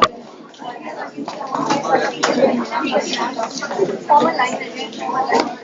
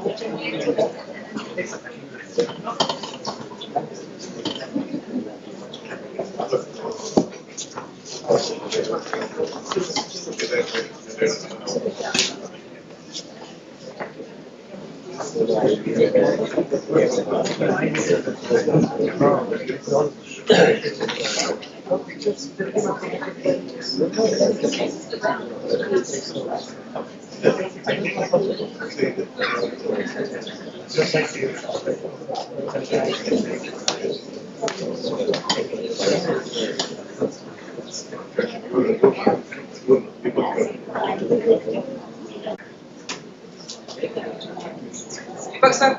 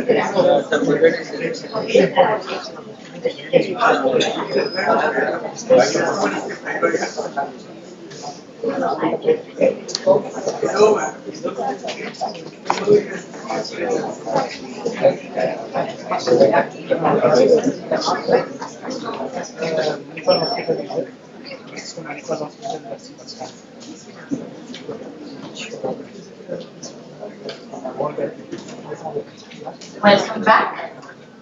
It is a momentous occasion where we gather to honor and celebrate faculty, students, and alumni who have demonstrated exceptional dedication, talent, and perseverance in their endeavors. This event is an opportunity to recognize their outstanding achievements and to convey our heartfelt appreciation for their contributions, inspiring others to strive for excellence in their own pursuit.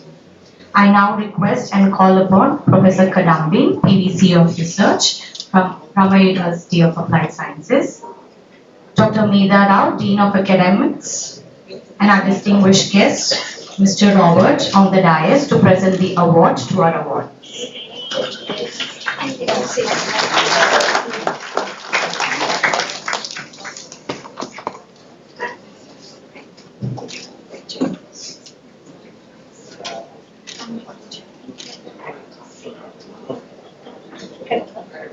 We shall start with the faculty awardees for research funding for the academic year 2022-23. Dr. Shweta B. from Faculty of Dental Sciences, from the agency ICMR for 11 lakhs.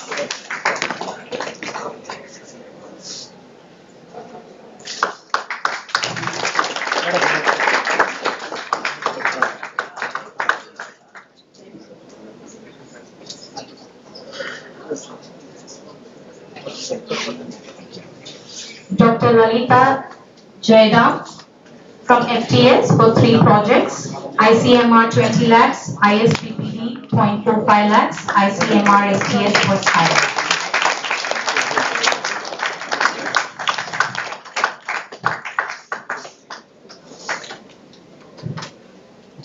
Dr. Ashmita Shetty from FTS, funding agency ICMR STS for 0.5 lakhs.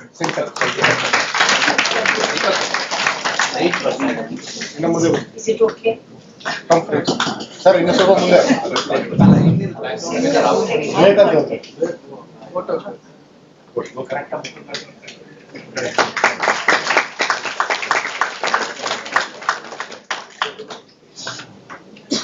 Dr. Rajnikant Diyar, FTS, ICMR STS for 0.5 lakhs.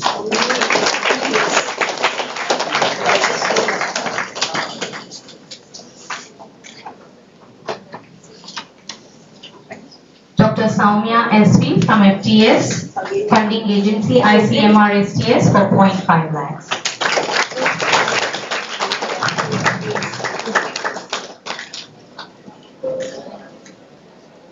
ಸ್ವಲ್ಪ Dr. Vanishri CH from FTS sir from the funding agency ICMR STS for 0.5 lakhs. Anyone would want to receive on her behalf? Thank you. Dr. Ashmita K from FTS, funding agency ISPPD for 0.45 lakhs.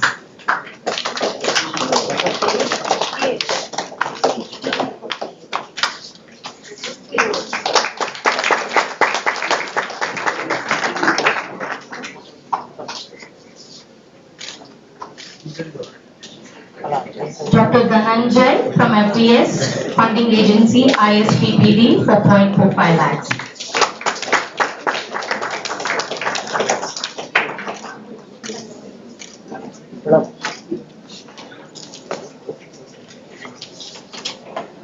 Dr. Uday SPI and Dr. Sharath as OPI from FMC, funding agency IIIPI for 2.5 lakhs.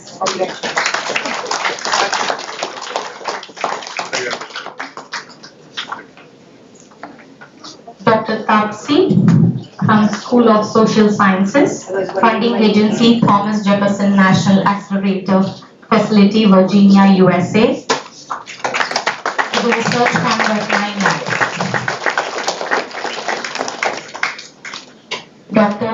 Jayahar S as PI and Dr. B.K. Swati Prasad as co-PI from FET, funding agency KSCST Government of Karnataka for 0.06 lakhs.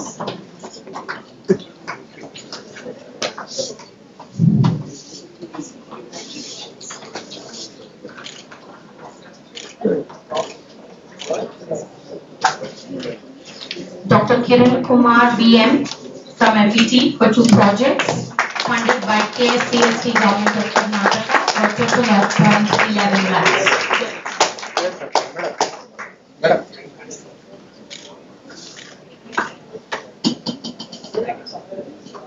Mr. Prajwal KT from FET, funding agency KSCST Government of Karnataka for a funding amount of 0.06 lakhs.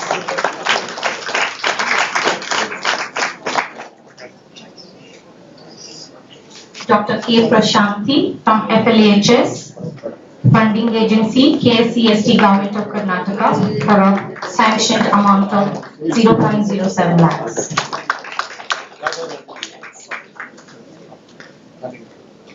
Dr. Krishnamurthy Jaina as a PI and Dr. Tejaswini D from FLHS, funding agency ICMR DHR for a research fund sanctioned for 49 lakhs.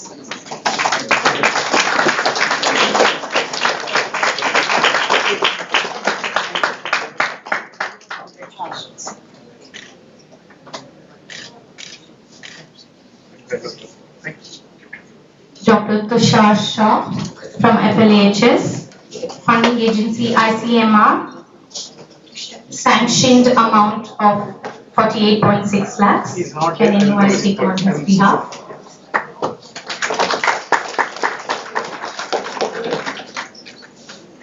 Dr. Deepali Kopat and Dr. T. Niranjana Prabhu from FMPS, Life Science Research Board DRDO, funding agency, of a research fund sanction for 51.374 lakhs.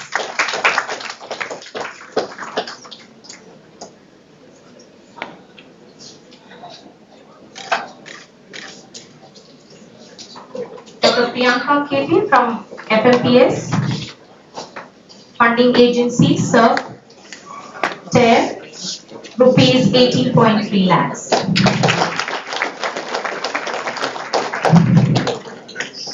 Dr. Rajakumar Biswas from FMPS, funding agency SERV DST for a funding amount of 37.15 lakhs.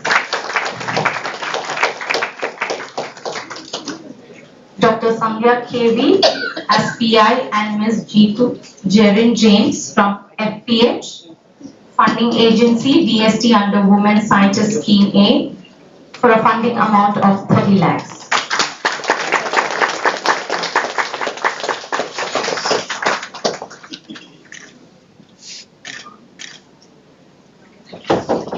Dr. Lalita K and Dr. Pavitra from RMC for 3 projects. Funding agency ICMR for an amount of 15.79 lakhs. ICMR for a funding amount of 19.55 lakhs. And ICMR Share India for a funding amount of 1.5 lakhs.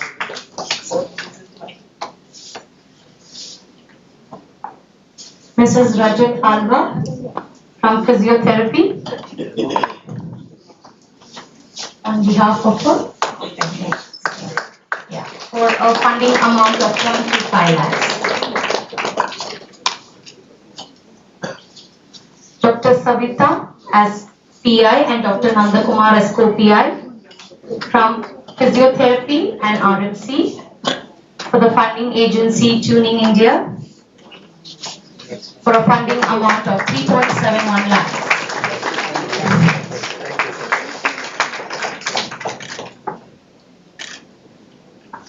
Thank you, sir.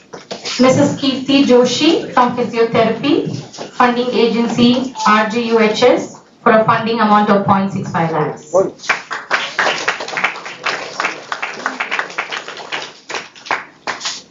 Dr. Chaitra S and Dr. Pramila Karla from RMC, funding agency Chelaram Foundation for a funding amount of 1.25 lakhs.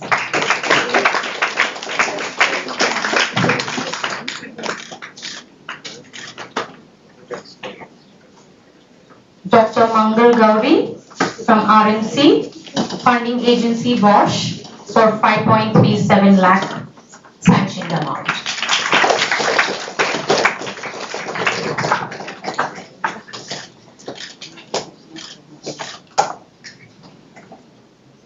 Dr. Gayatri Devi from RMC, funding agency HealthQ for a 2.14 lakh sanctioned amount. On behalf of her, can anybody receive the award?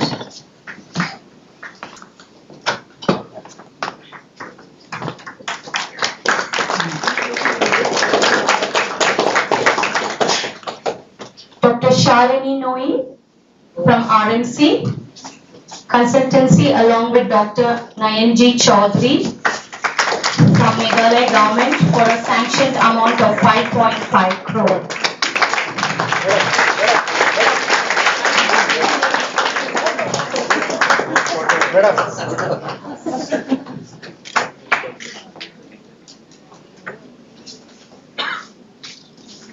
We will move forward for the faculty awardees for patents for the academic year 2022-23. Dr. Pushpalata C from FTS. Title of the patent, Novel Bioactive Theobromine Composite Resin. Can anybody receive the award on her behalf?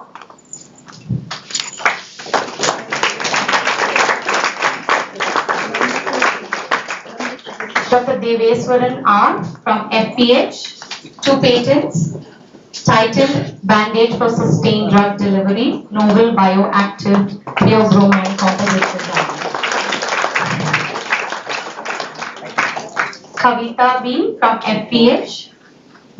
Title, Band-Aid for Sustained Drug Delivery. Can anyone receive the award on her behalf from FPH?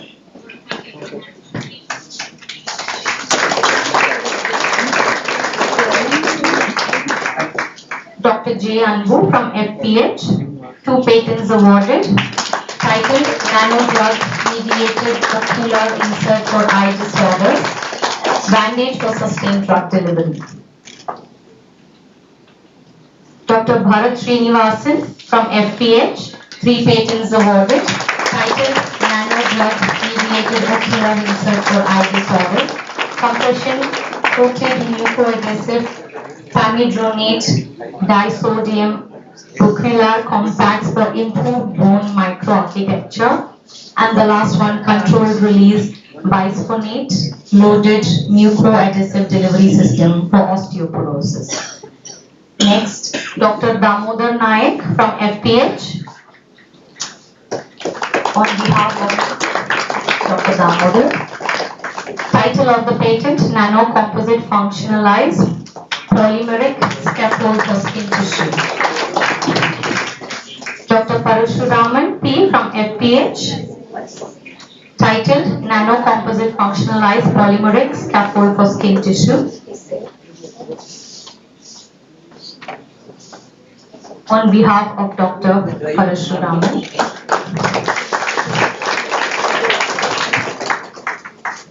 Next, Kamnor Devanand Jagannath from FPH for the patent titled Nano Composite Functionalized Polymeric Scaffold for Skin Tissue. Can anyone receive the award on it? On behalf of Kamnor.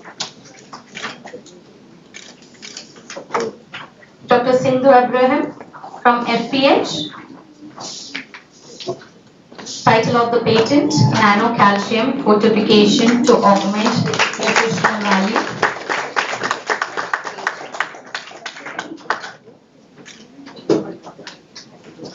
Dr. S. Srinivasan S. from FPH, patent titled Nano Calcium Fortification to Augment Nutritional Value.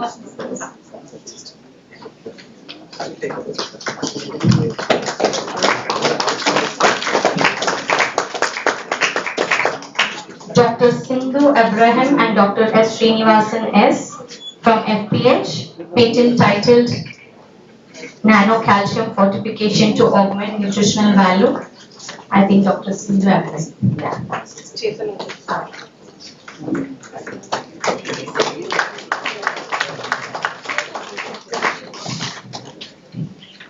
Dr. Sheetal R. from FMPS for 4 patents titled A Process and Composition for Synthesizing Nano Chitosan and Encapsulation of Leaf Extract of Euphora Seriola, a system for optimizing the nano chitosan encapsulated phytochemicals and their antioxidants activity using response surface methodology. The third one, a system for performing synthesis and characterization of silicon rubber polymer composites reinforced by carbon black and neophenyl glycol. Alright. So the next awardee, Dr. Maya Pai from FMPS, on the title Novel Anti-Scar Code Thioether Analog as Highly Potent Inhibitor Against SCAR-CoV-2 Main Proteins, Molecular Docking and DFT Calculations.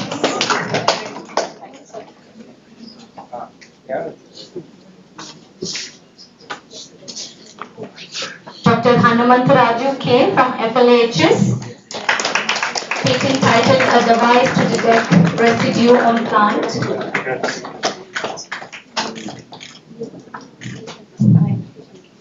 Dr. Srikari from FET, patent titled Novel Bioactive Theobromine Composite Design.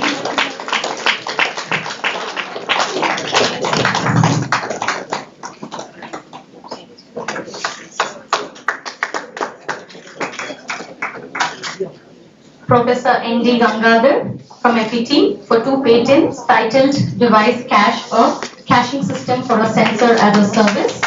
The second title, Method System and Apparatus for Multi-Sensor Data Fusion based efficient car detection in automobiles. Next, Dr. Jyoti AP from FET, 2 patents awarded. Title, Wireless Smart Camera System. Second, a robust Internet of Things Security Management System. Can anyone receive the award on behalf of Dr. Jyoti?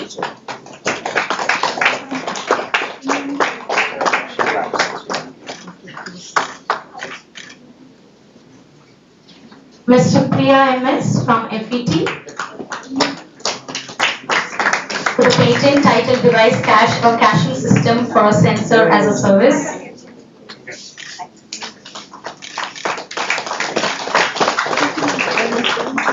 Ms. Vani Shri from FMC.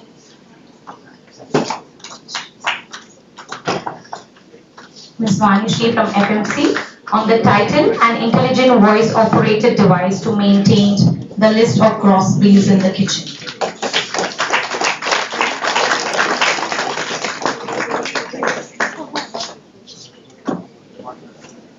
We'll move ahead with the alumni achievers. Dr. Tony Thompson from FDS. Dr. Tony? Dr. Tony?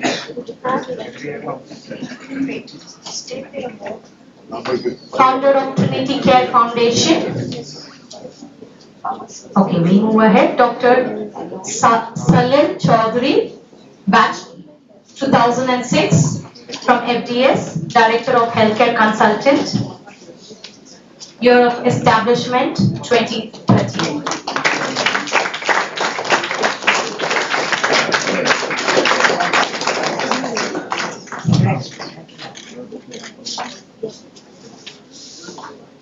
Dr. Abdul Munir and Mr. Anup, batch 2011 from FMC, Director of Maddox Technologies, year of establishment 2013. Dr. Abdul, Mr. Rahim. FMC. FMC.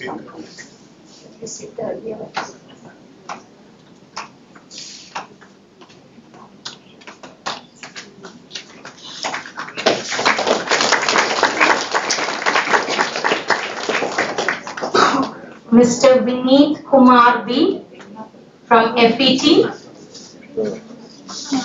batch 2019, founder of SAM Aerospace, Bangalore, year of establishment 2022. Anyone from FET who would want to receive the award? Mr. Vineet Kumar.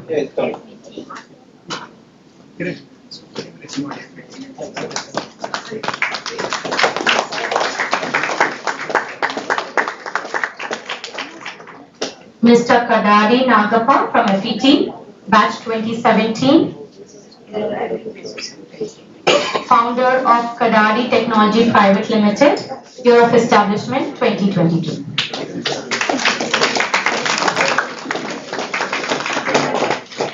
Mr. Janardhan Sarthi from FAD, batch 2014, founder of Design Roots Industrial Design and Product Development Company, year of establishment 2018. Mr. Rupak Raj S from FAD, batch 2016, Director of Hanginer, a product design studio, year of establishment 2018. Mr. Anush Bale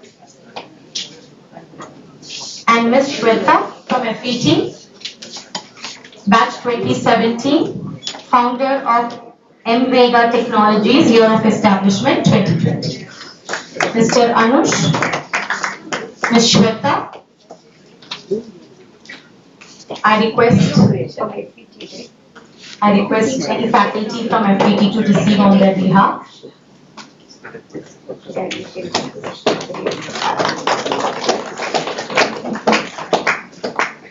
Mr. Abhijit Nair, FET, batch 2016, founder of Electron Labs, year of establishment 2018.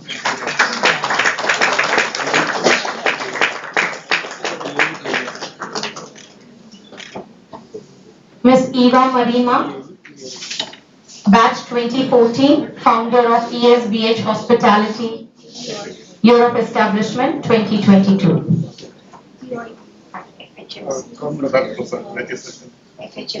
FHMC.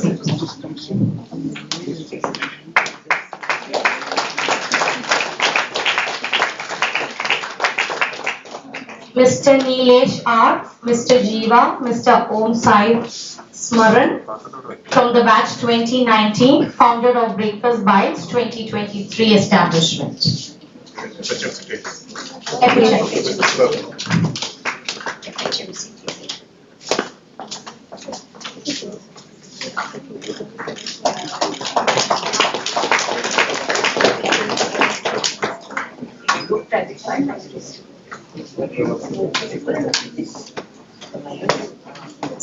There is a faculty achievement award to be given. Dr. Rahul M. Kadambi from FET for the fund from DAE BRNS for an amount of 27.35 lakh.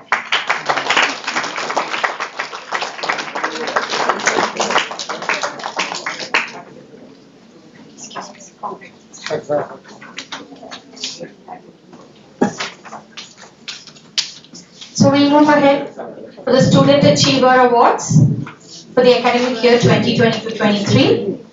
First, Abraham Sharif, Sunku K, Pratik from FAD, guided by Mr. Vidyanand, securing the second place in the category of Innovative Products and Prototype by SERV INE Conclave IIT Kanpur. May I request anyone from FAD?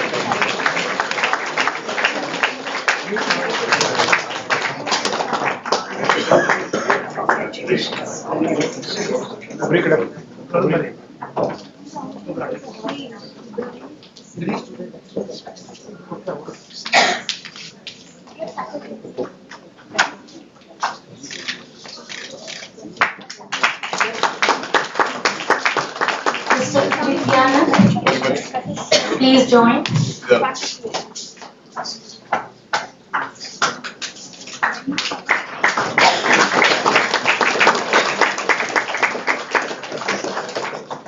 Next, Ibrahim Sharif, Shweta Kaur, Shreyas, Umesh Kulkarni, Shiv Prasad V, guided by Mr. Vidyanand from FAD, securing the first runner-up with the 60,000 cash award in the Akriti 2022 Pan India National Level Design Contest.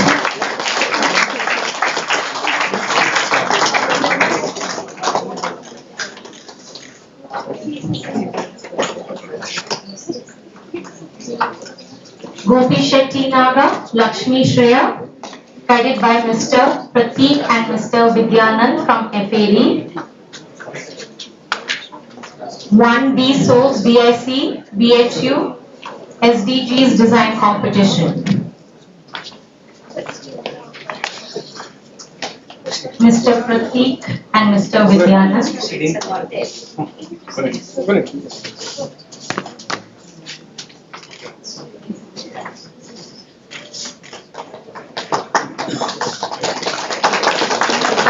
Aditi Rao from FDS, Best Paper Award, Second Global Conference on Recent Advances in Sustainable Materials, GCRASM 2022. May I request any faculty from FDS to accept the award?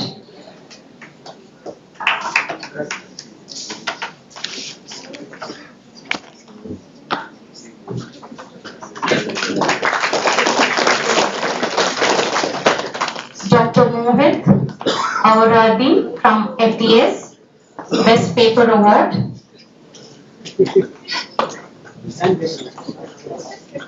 We have all FDS faculty members now.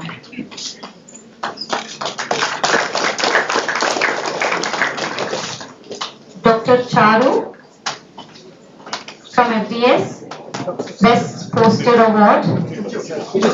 18th ISPPD National PG Convention Lucknow, UP 2022.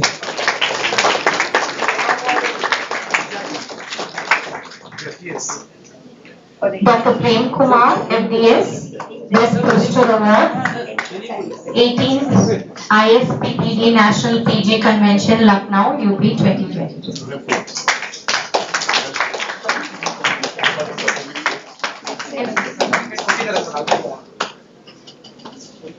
FDS.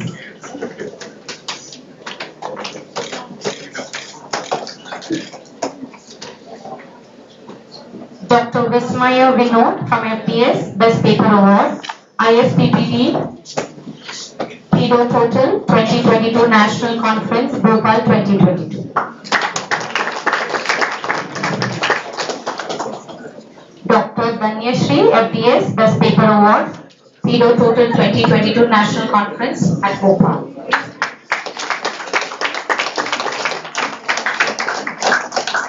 Dr. Serene Joy, FDS, Best Paper Award at PIDO Total 2022 National Conference, Bhopal.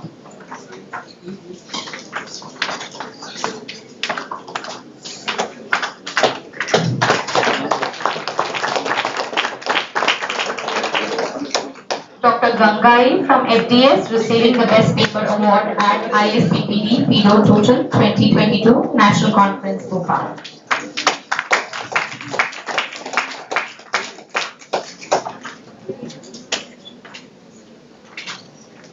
Dr. Charu Kalra, FDS, Best Paper Award at ISPPD PIDO Total 2022 National Conference, Bhopal.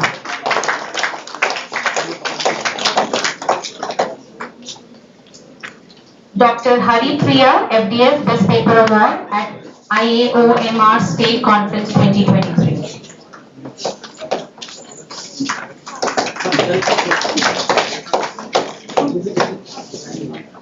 Dr. Pooja Ratan, FDS, Best Paper Award at IAOMR National PG Convention Conference, Jaipur 2023.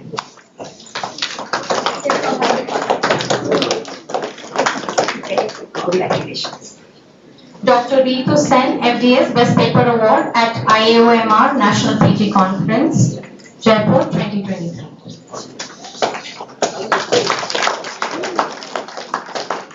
Dr. Ritvik, FDS, Best Poster Award at 21st ISP National PG Convention, Mangalore 2023.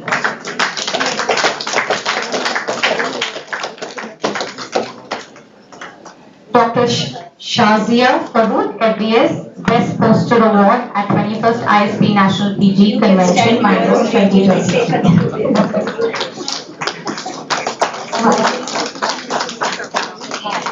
Ms. Sanjana Shetty from FDS.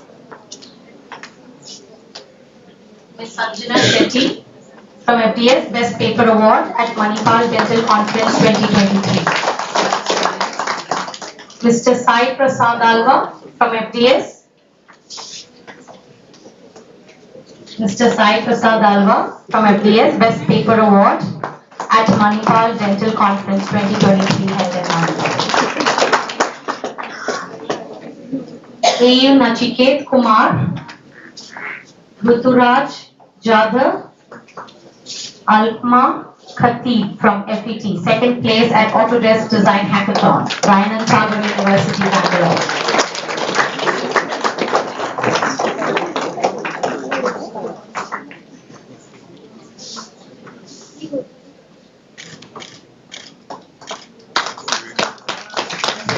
Mr. Kruti OS from FMC, top 25 to represent from Karnataka in Y20 Summit, Delhi.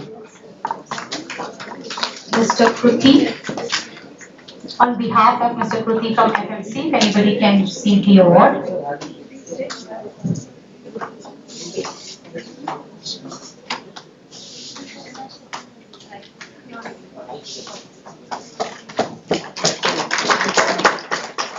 Ms. Sujal T. Murthy and Mr. Lishan from FMC, first place in Terra Firma organized by Jyoti Nivas College.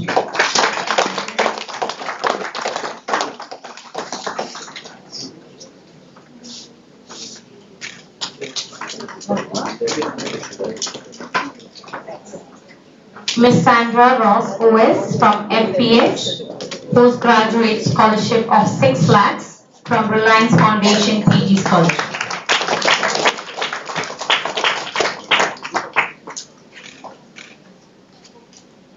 Ms. Shivani Srinivasan H from FPH and Dr. S. Bharat, Professor U.R. Rao Award for Innovative Project by PG Students 2022-23. Ms. Vidya K, guided by Dr. Baswaraj B from FPH, Professor U.R. Rao Award for Innovative Project by PG Students 2022-23.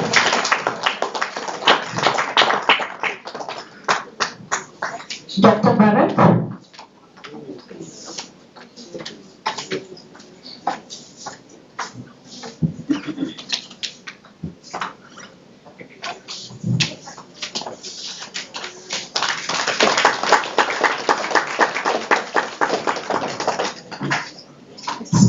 KS from FPH, securing the second prize for the poster presentation at the International Conference of Development in Drug Delivery at Karpakam College of Pharmacy, Coimbatore.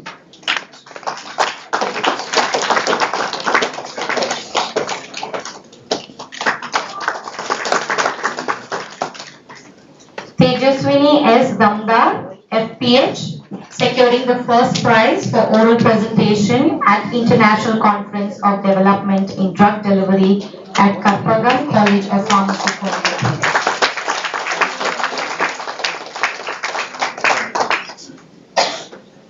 Thank you, sir. Thank you, ma'am.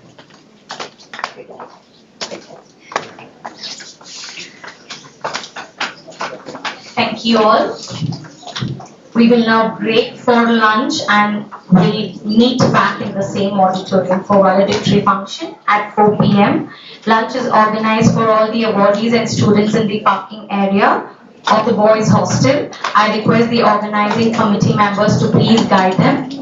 Thank you all for your presence and Jai Hind. We'll be meeting back in this auditorium at 4 p.m. for the valedictory function.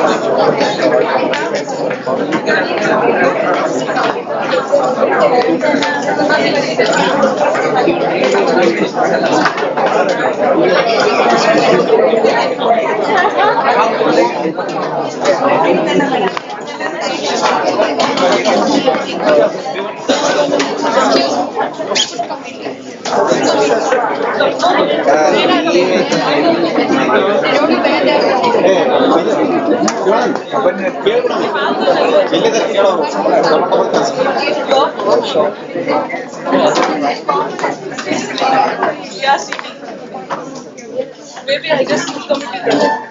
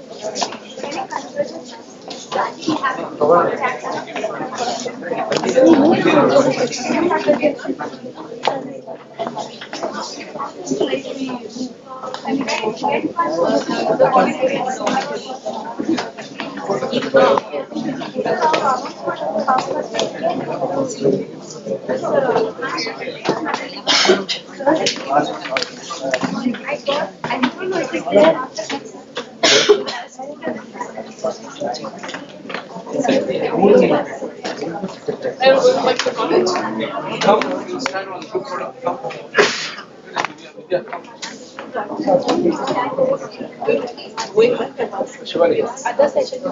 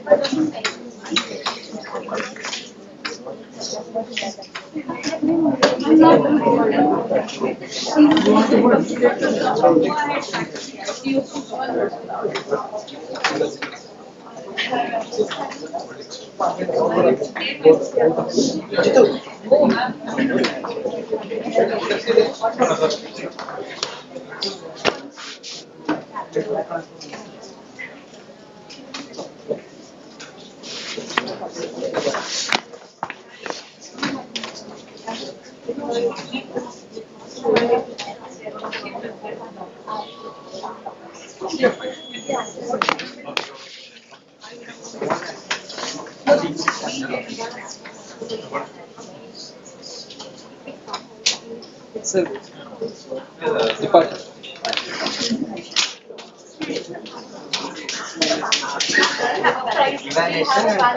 That will be their reason validation. You wanna Come first. Sindhu. oh, that's it. This camera will be Sindhu. ಎಲ್ಲ ಬಂದ್ಬಿಡಿ.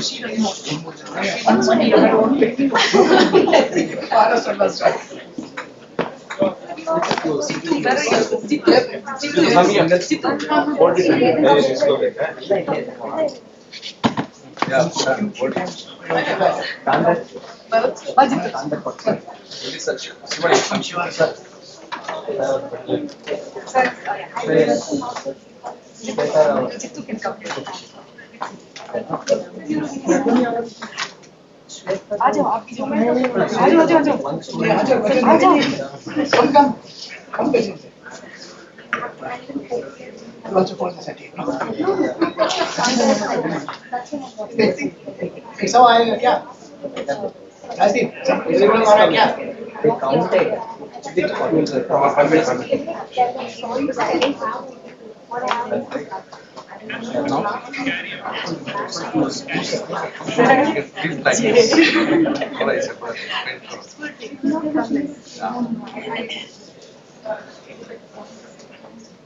आएगा नहीं क्या एक train में?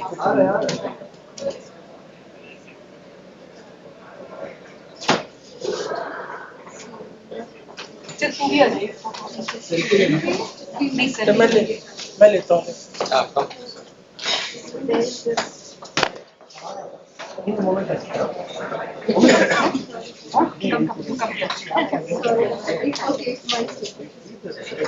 Not mine. I didn't know that.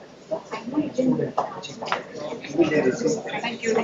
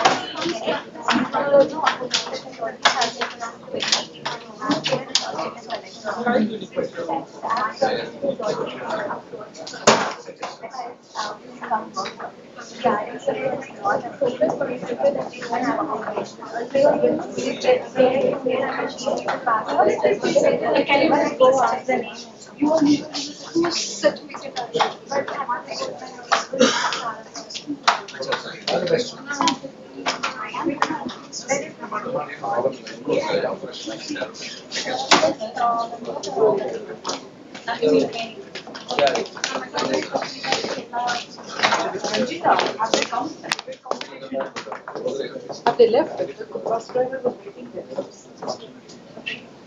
Okay. Okay. Only so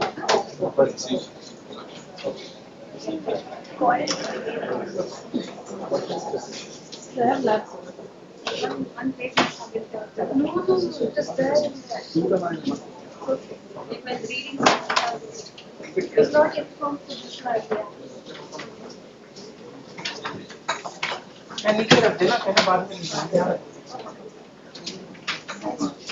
I'll take that.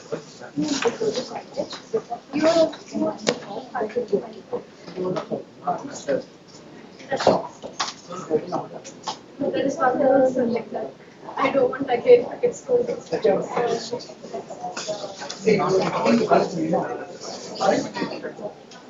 I'm student name is there. Student is not the first, is collected. Every faculty are still not. Post This project. Orally, like in the price.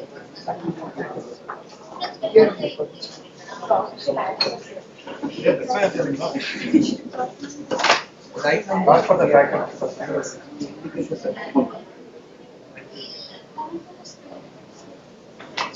the student, first year. Faculty also getting separate. Yeah. But for him, only the student came. Now he came and talked to you. No? That time you only give the right. Yes. I'll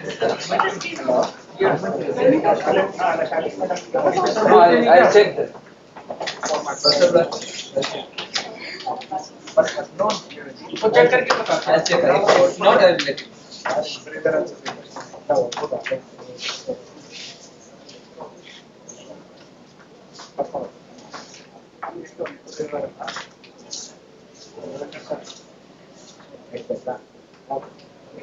Can I know your Dr. Bharat.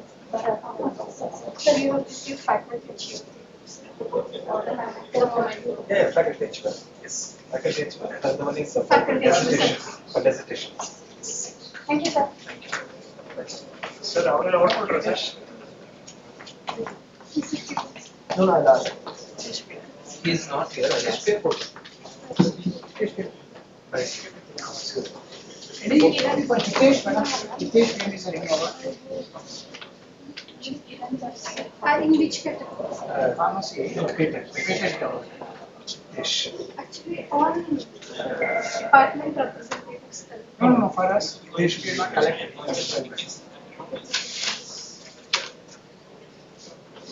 Separate list with results.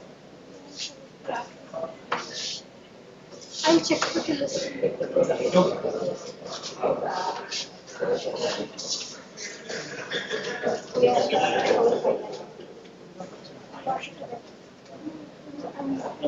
Please wait, stay tuned, we'll be back.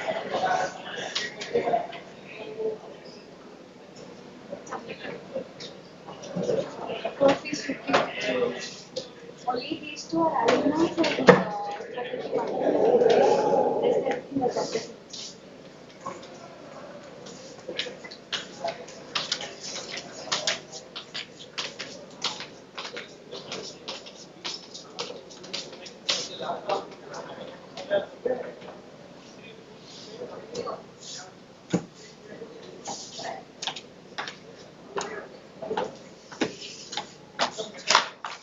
How much turnover? Huh?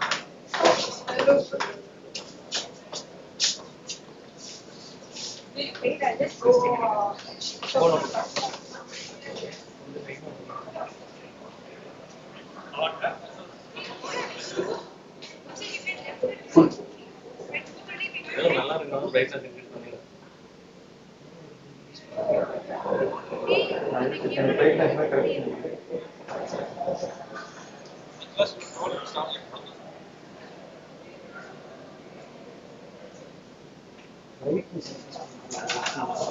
Green break.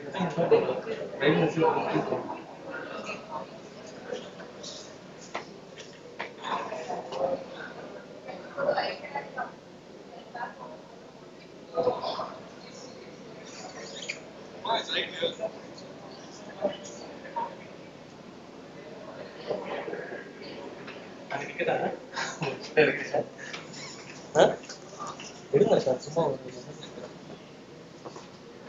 டக்குன்னு எடுங்க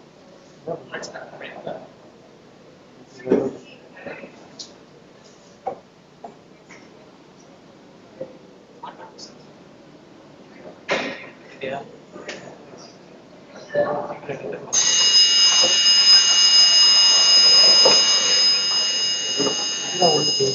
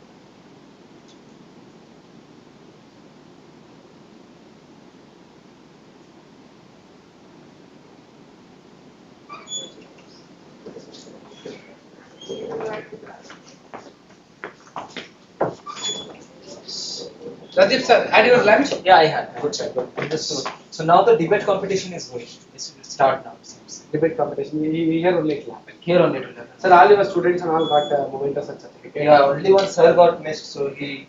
This is This shoot on behalf of. I took, but that's the name was not announced. How come? It was not there in the list. It was there. They missed for the announcing. So it was not. Where is it? He left. If he is there, no, we can call his name in our No, he is not there. He took the. Oh, is it? He is the sorry for knowledge. No, extra. Yeah. Mama, idu muksana. Yes. No, actually, PG first year. I just want to clarify if there's anything more. PG first year. From which Mathematics. mathematics? So you are there in a project exhibition. No, actually nothing. This is actually a first day. Oh, this is your first day. I think you have to contact your respective friends. I see. Where can I find anything in Stanford? I think see this is A block. Just diagonally opposite to this is C block. You go there, C block. Okay. You get into -1. There is a department, so you can find that. Okay. All the faculty will sit there. Ma, ಈಗ ಬನ್ನಿ ಪೆನ್ನಲ್ಲಿ ಅಮ್ಮ ಇದು marker student achiever awards ಎಲ್ಲ ಖಾಲಿ ಆಗ್ಬಿಟ್ಟ Everything goes. ಹೌದಪ್ಪ ಇಲ್ಲಿ ಅಲ್ಲಿ ಇನ್ನೇನೇನಿದೆ ವಾಟ್ ಆರ್ ದಿಸ್ ಸರ್ ಅವರು Organizers and alumni. ಊಟಕ್ಕೆ ಹೋಗಿದ್ದಾರೆ ಇಲ್ಲಿ ಬರಕೇಳದ ಬರಕ್ಕೆ ಇಬ್ರು ಬಂದಿದ್ದಾರೆ. My pen broke. ಮಾರ್ಕರ್ ಇದೆಯಾ It's outside.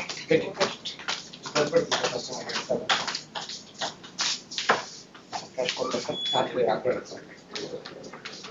ಸೊ ವಚ್ಚ ಸಾಕ್ಸ್ಬೇಕಲ್ವಾ ಹಾಂ ಬನ್ನಿ ಸರ್ ಅವ್ರಿಗೆ ಪ್ರೈಸ್ ಕೊಟ್ಟವಾಗ ಹಾಂ ಸರ್ ಸರಿ ಊಟ ಮಾಡಿಲ್ಲ ಇಲ್ಲ ಮೇಡಮ್ ಊಟ ಮಾಡ್ಕೊಂಡ್ಬಂದಂಗೆ ಪರವಾಗಿಲ್ಲ come to A block parking block parking hostel marker ಇಲ್ಲ ಸೊ ಬನ್ನಿ sir So when we are giving this prize, Mama, 5,000 is the first prize, 3,000 second, 2,000 is third prize. You have to make sure that whomever gets the award, they have to fill out this form.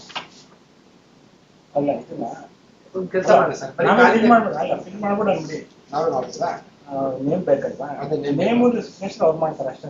ಅದು ಮಿಕ್ಕಿದ ಈಗ some of rupees sir 5,000 ಬರ್ಬಿಡಿ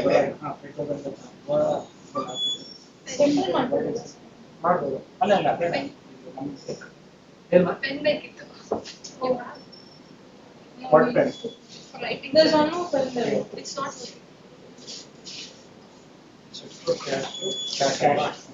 check ready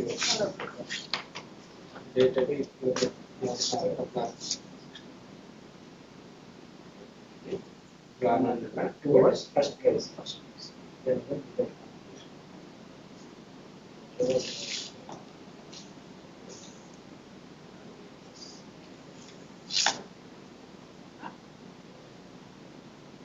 ಸಾಕು sir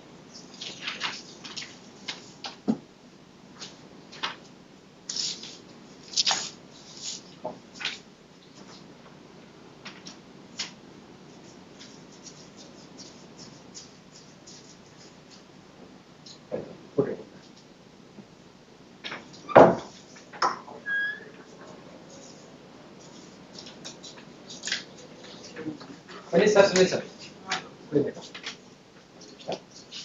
water ಕುಡಿಬೇಕು sir ನೀರು ಕುಡಿಬೇಕು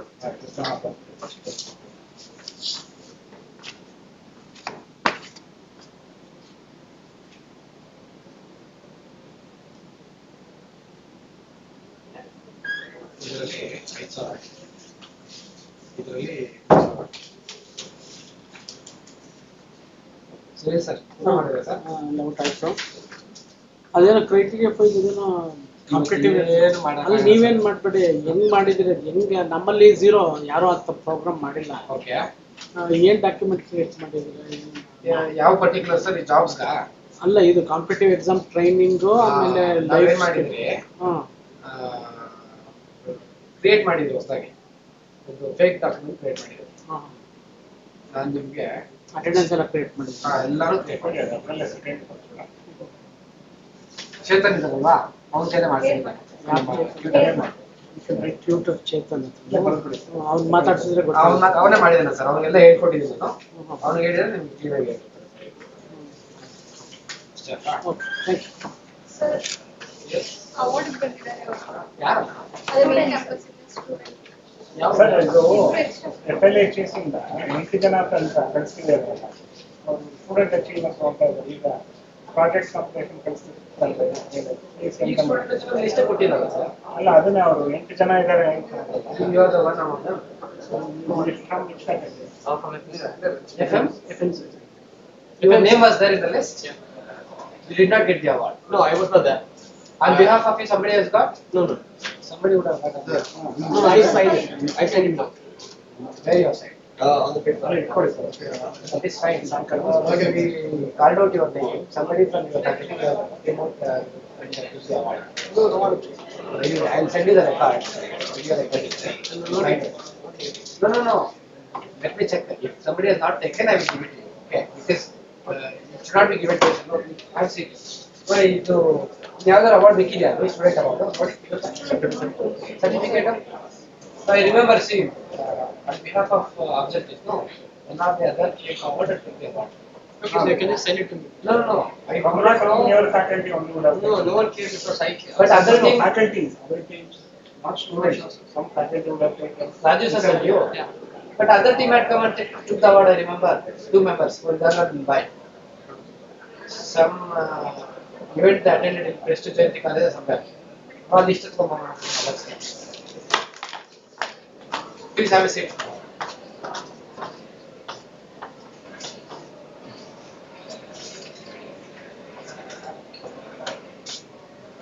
So the list is not here, it's with The list is not there. It's with Nayana madam. Can you go collect from Nayana madam? I don't know where she is. Go to computer science department, enter inside, take a right, go to the dead end, and she will be sitting at the side. Okay.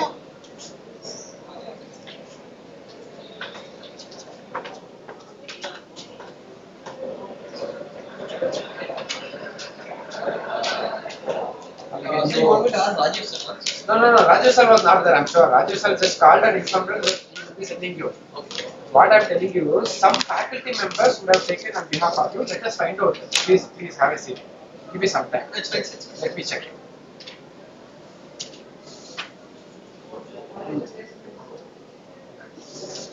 So the last page to the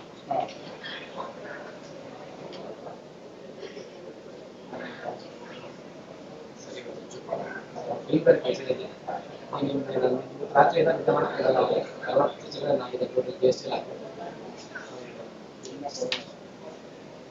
ಎಷ್ಟು advance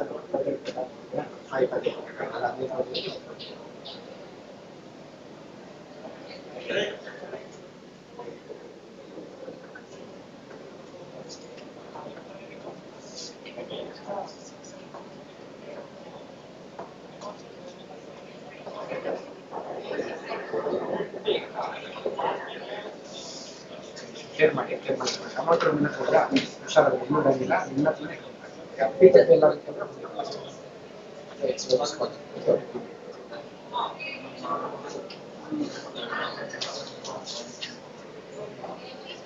ಕೊಡೋಕ್ಕಾಗುತ್ತಾ ಆಗಲ್ಲ amount ಎಲ್ಲ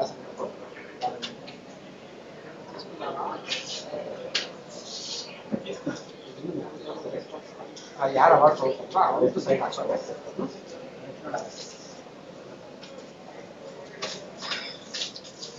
ಇದನ್ನ ಇಟ್ಕೊಳ್ಳಿ ಆಮೇಲೆ ಕೊಡ್ತೀರಾ ಪಾಪ See, I remember for the FAD students there was a repetition. Remember?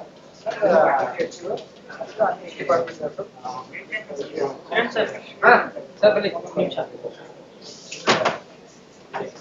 Transport sir, yeah. 1 second.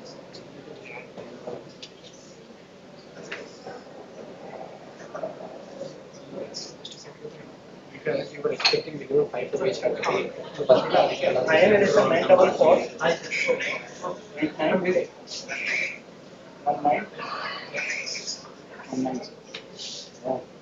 Madam ಯಾರು ಕೊಡ್ಬೇಡಿ ಯಾರು ಇಸ್ಕೊಂಡು ಹೋಗಿಲ್ಲ ಇಲ್ಲಿ ಎಫ್ಎನ್ಸಿಯಿಂದ ಬಂದಿದ್ರು ಹುಡುಗರು ಸರ್ ನಾವು ಬಂದೇ ಇಲ್ಲ ನಾನಿಲ್ಲೇ 8 6 ಹೌದು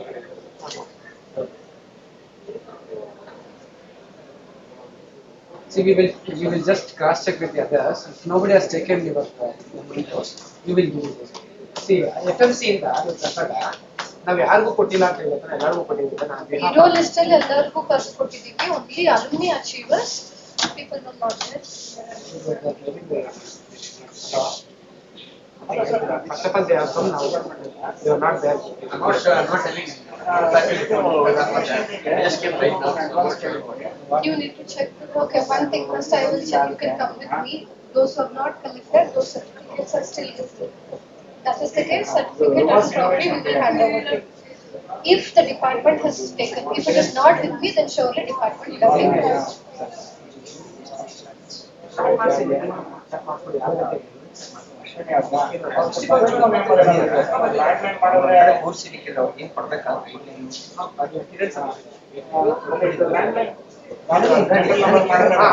ಅವ್ರು ಹೇಳಿದ್ದೀನಿ ಬಂದ ಪ್ರಾಬ್ಲಮ್ ಏನಂದ್ರೆ ಡಿಬೇಟ್ ಎಲ್ಲಿ ನಡೀತಿರೋದು ಡಿಬೇಟ್ ಪಕ್ಕದ ರೂಮಲ್ಲೆಲ್ಲ ನಡೀತಾ ಇದೆ ಪ್ರಾಬ್ಲಮ್ ಏನಂದ್ರೆ ನಮ್ಗೆ ಎಷ್ಟು ಜನ ಅವಾರ್ಡೀಸ್ ಇದ್ರು ಅಷ್ಟು ಮೊಮೆಂಟಸ್ ಅಷ್ಟು ಮೊಮೆಂಟಸ್ ಖಾಲಿ ಆಗಿದೆ ಒಂದು ಇಲ್ಲ ಈಗ ಸ್ಟೂಡೆಂಟ್ ಟಚ್ಗೆ that means somebody would have taken ಅಂತ ನಾನು ಹೇಳ್ತಾ ಇದ್ದೆ that is what I'm telling you.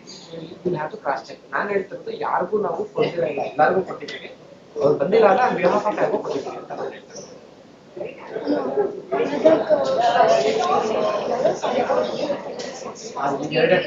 So they might have taken. ಅದನ್ನ ಹೇಳ್ತೀನಿ ವಿದ್ಯಾ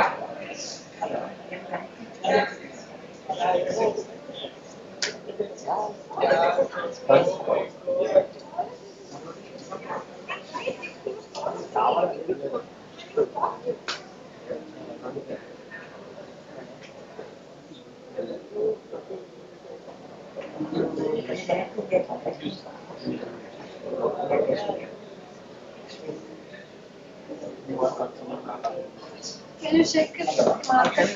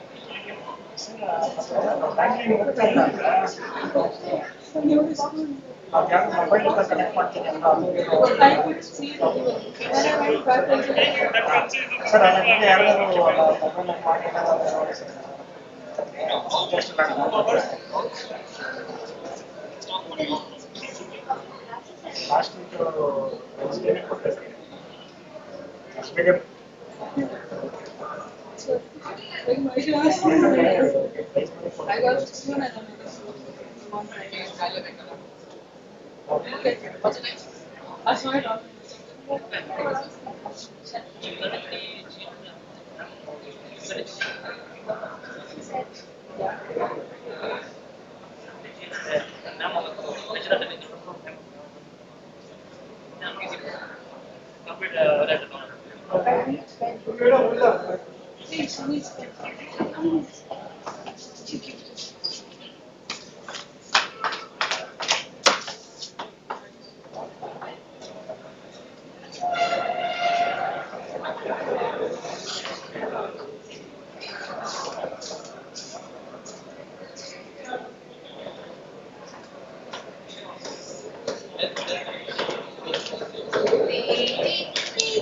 It's like about it's so hot outside. Abba.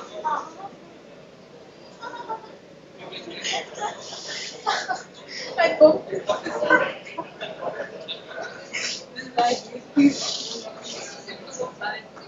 Like out of mood. Those words, especially when you get to something else. My hand, I couldn't move my hand for so long.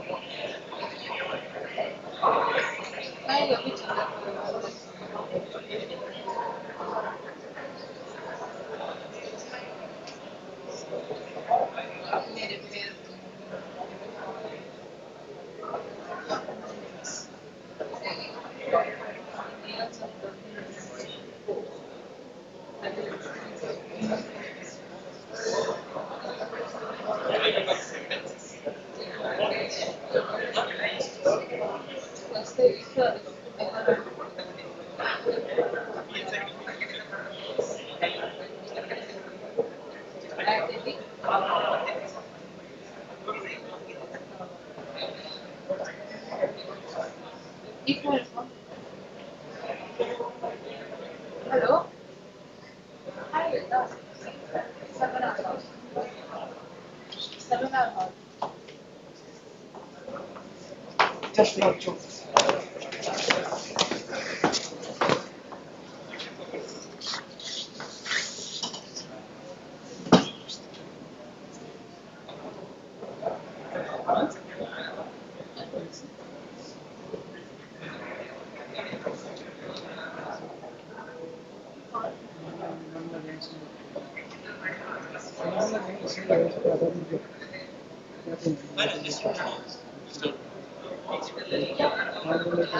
Boys hostel?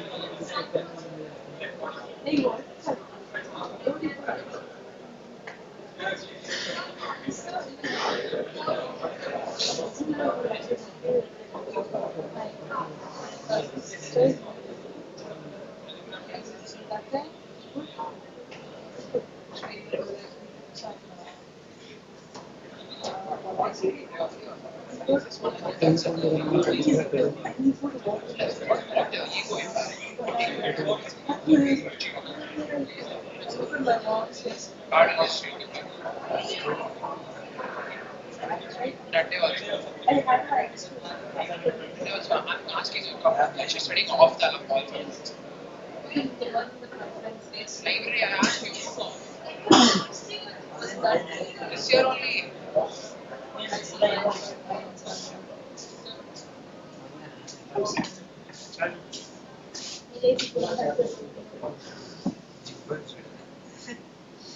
ಆದರೂ ಅಲ್ಲಿ ಏನೆಲ್ಲ unwanted ಇದೆ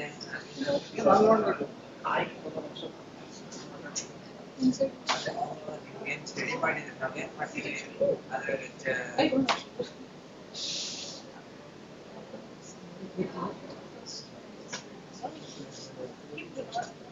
First prize is 5,000. Second prize 3,000. Third place is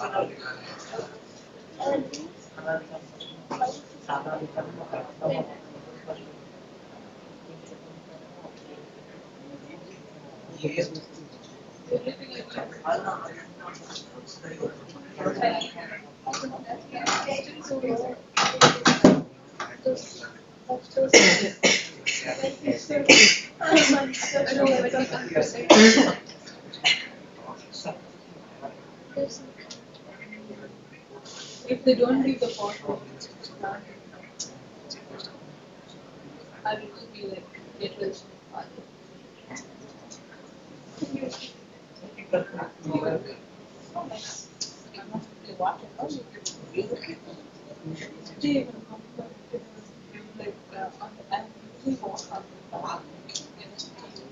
So on the way back,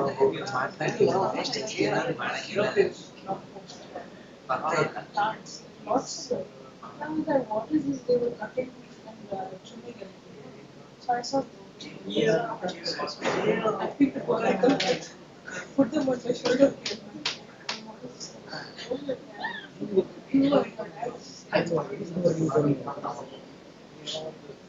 And that was nothing. It's not like this one.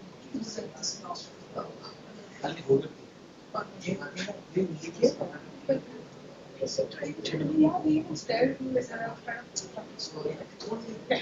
making it sound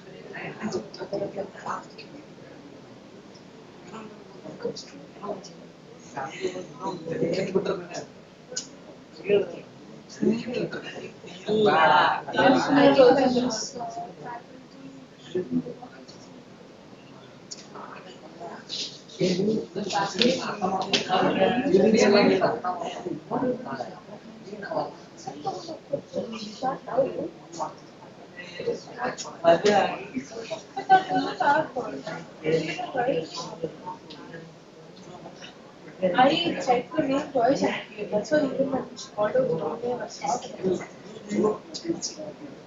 And they don't want to score. That's like you're really someone. It's like it's okay.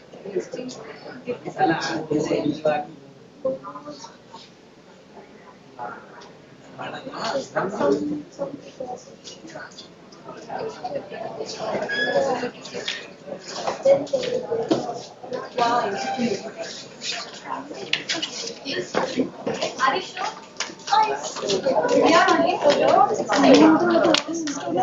No, that we told health and well-being. Are you sure?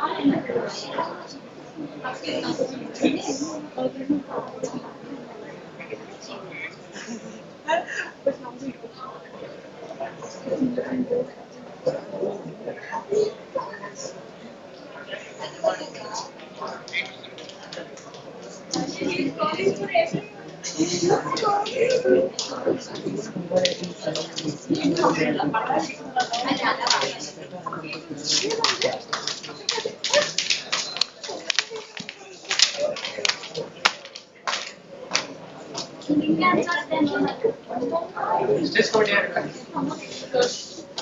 Now, how many awards are there? Faculty is actually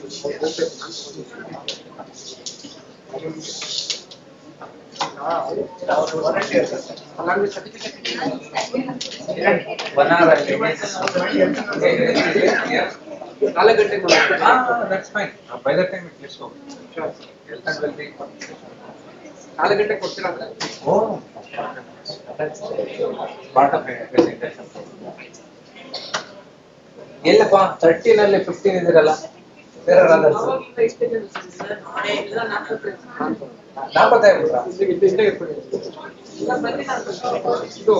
ಯಾರ್ಯಾರು connect ಅಲ್ಲಿ ಇದ್ದಾರೆ ನೋಡಿ ಕಾಲ್ ಮಾಡಿ ಯಾರ್ಯಾರು connect ಅಲ್ಲಿ ಇದ್ದಾರೆ call your friends got connected no morning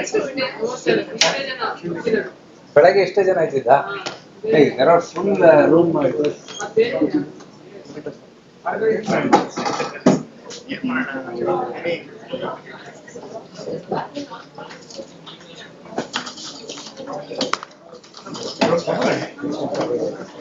Separate master course public health. I think over a phone.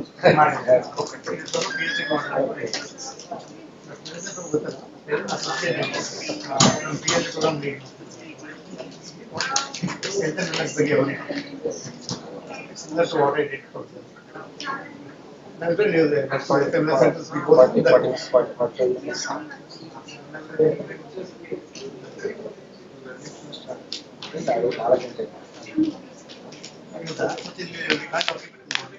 ಇದು 1 hour Deeply based. It's not very serious.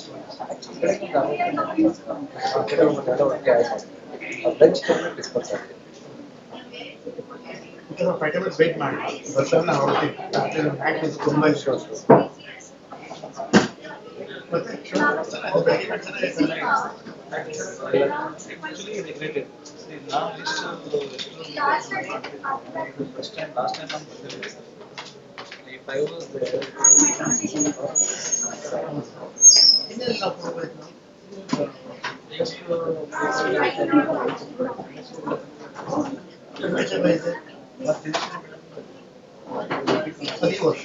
last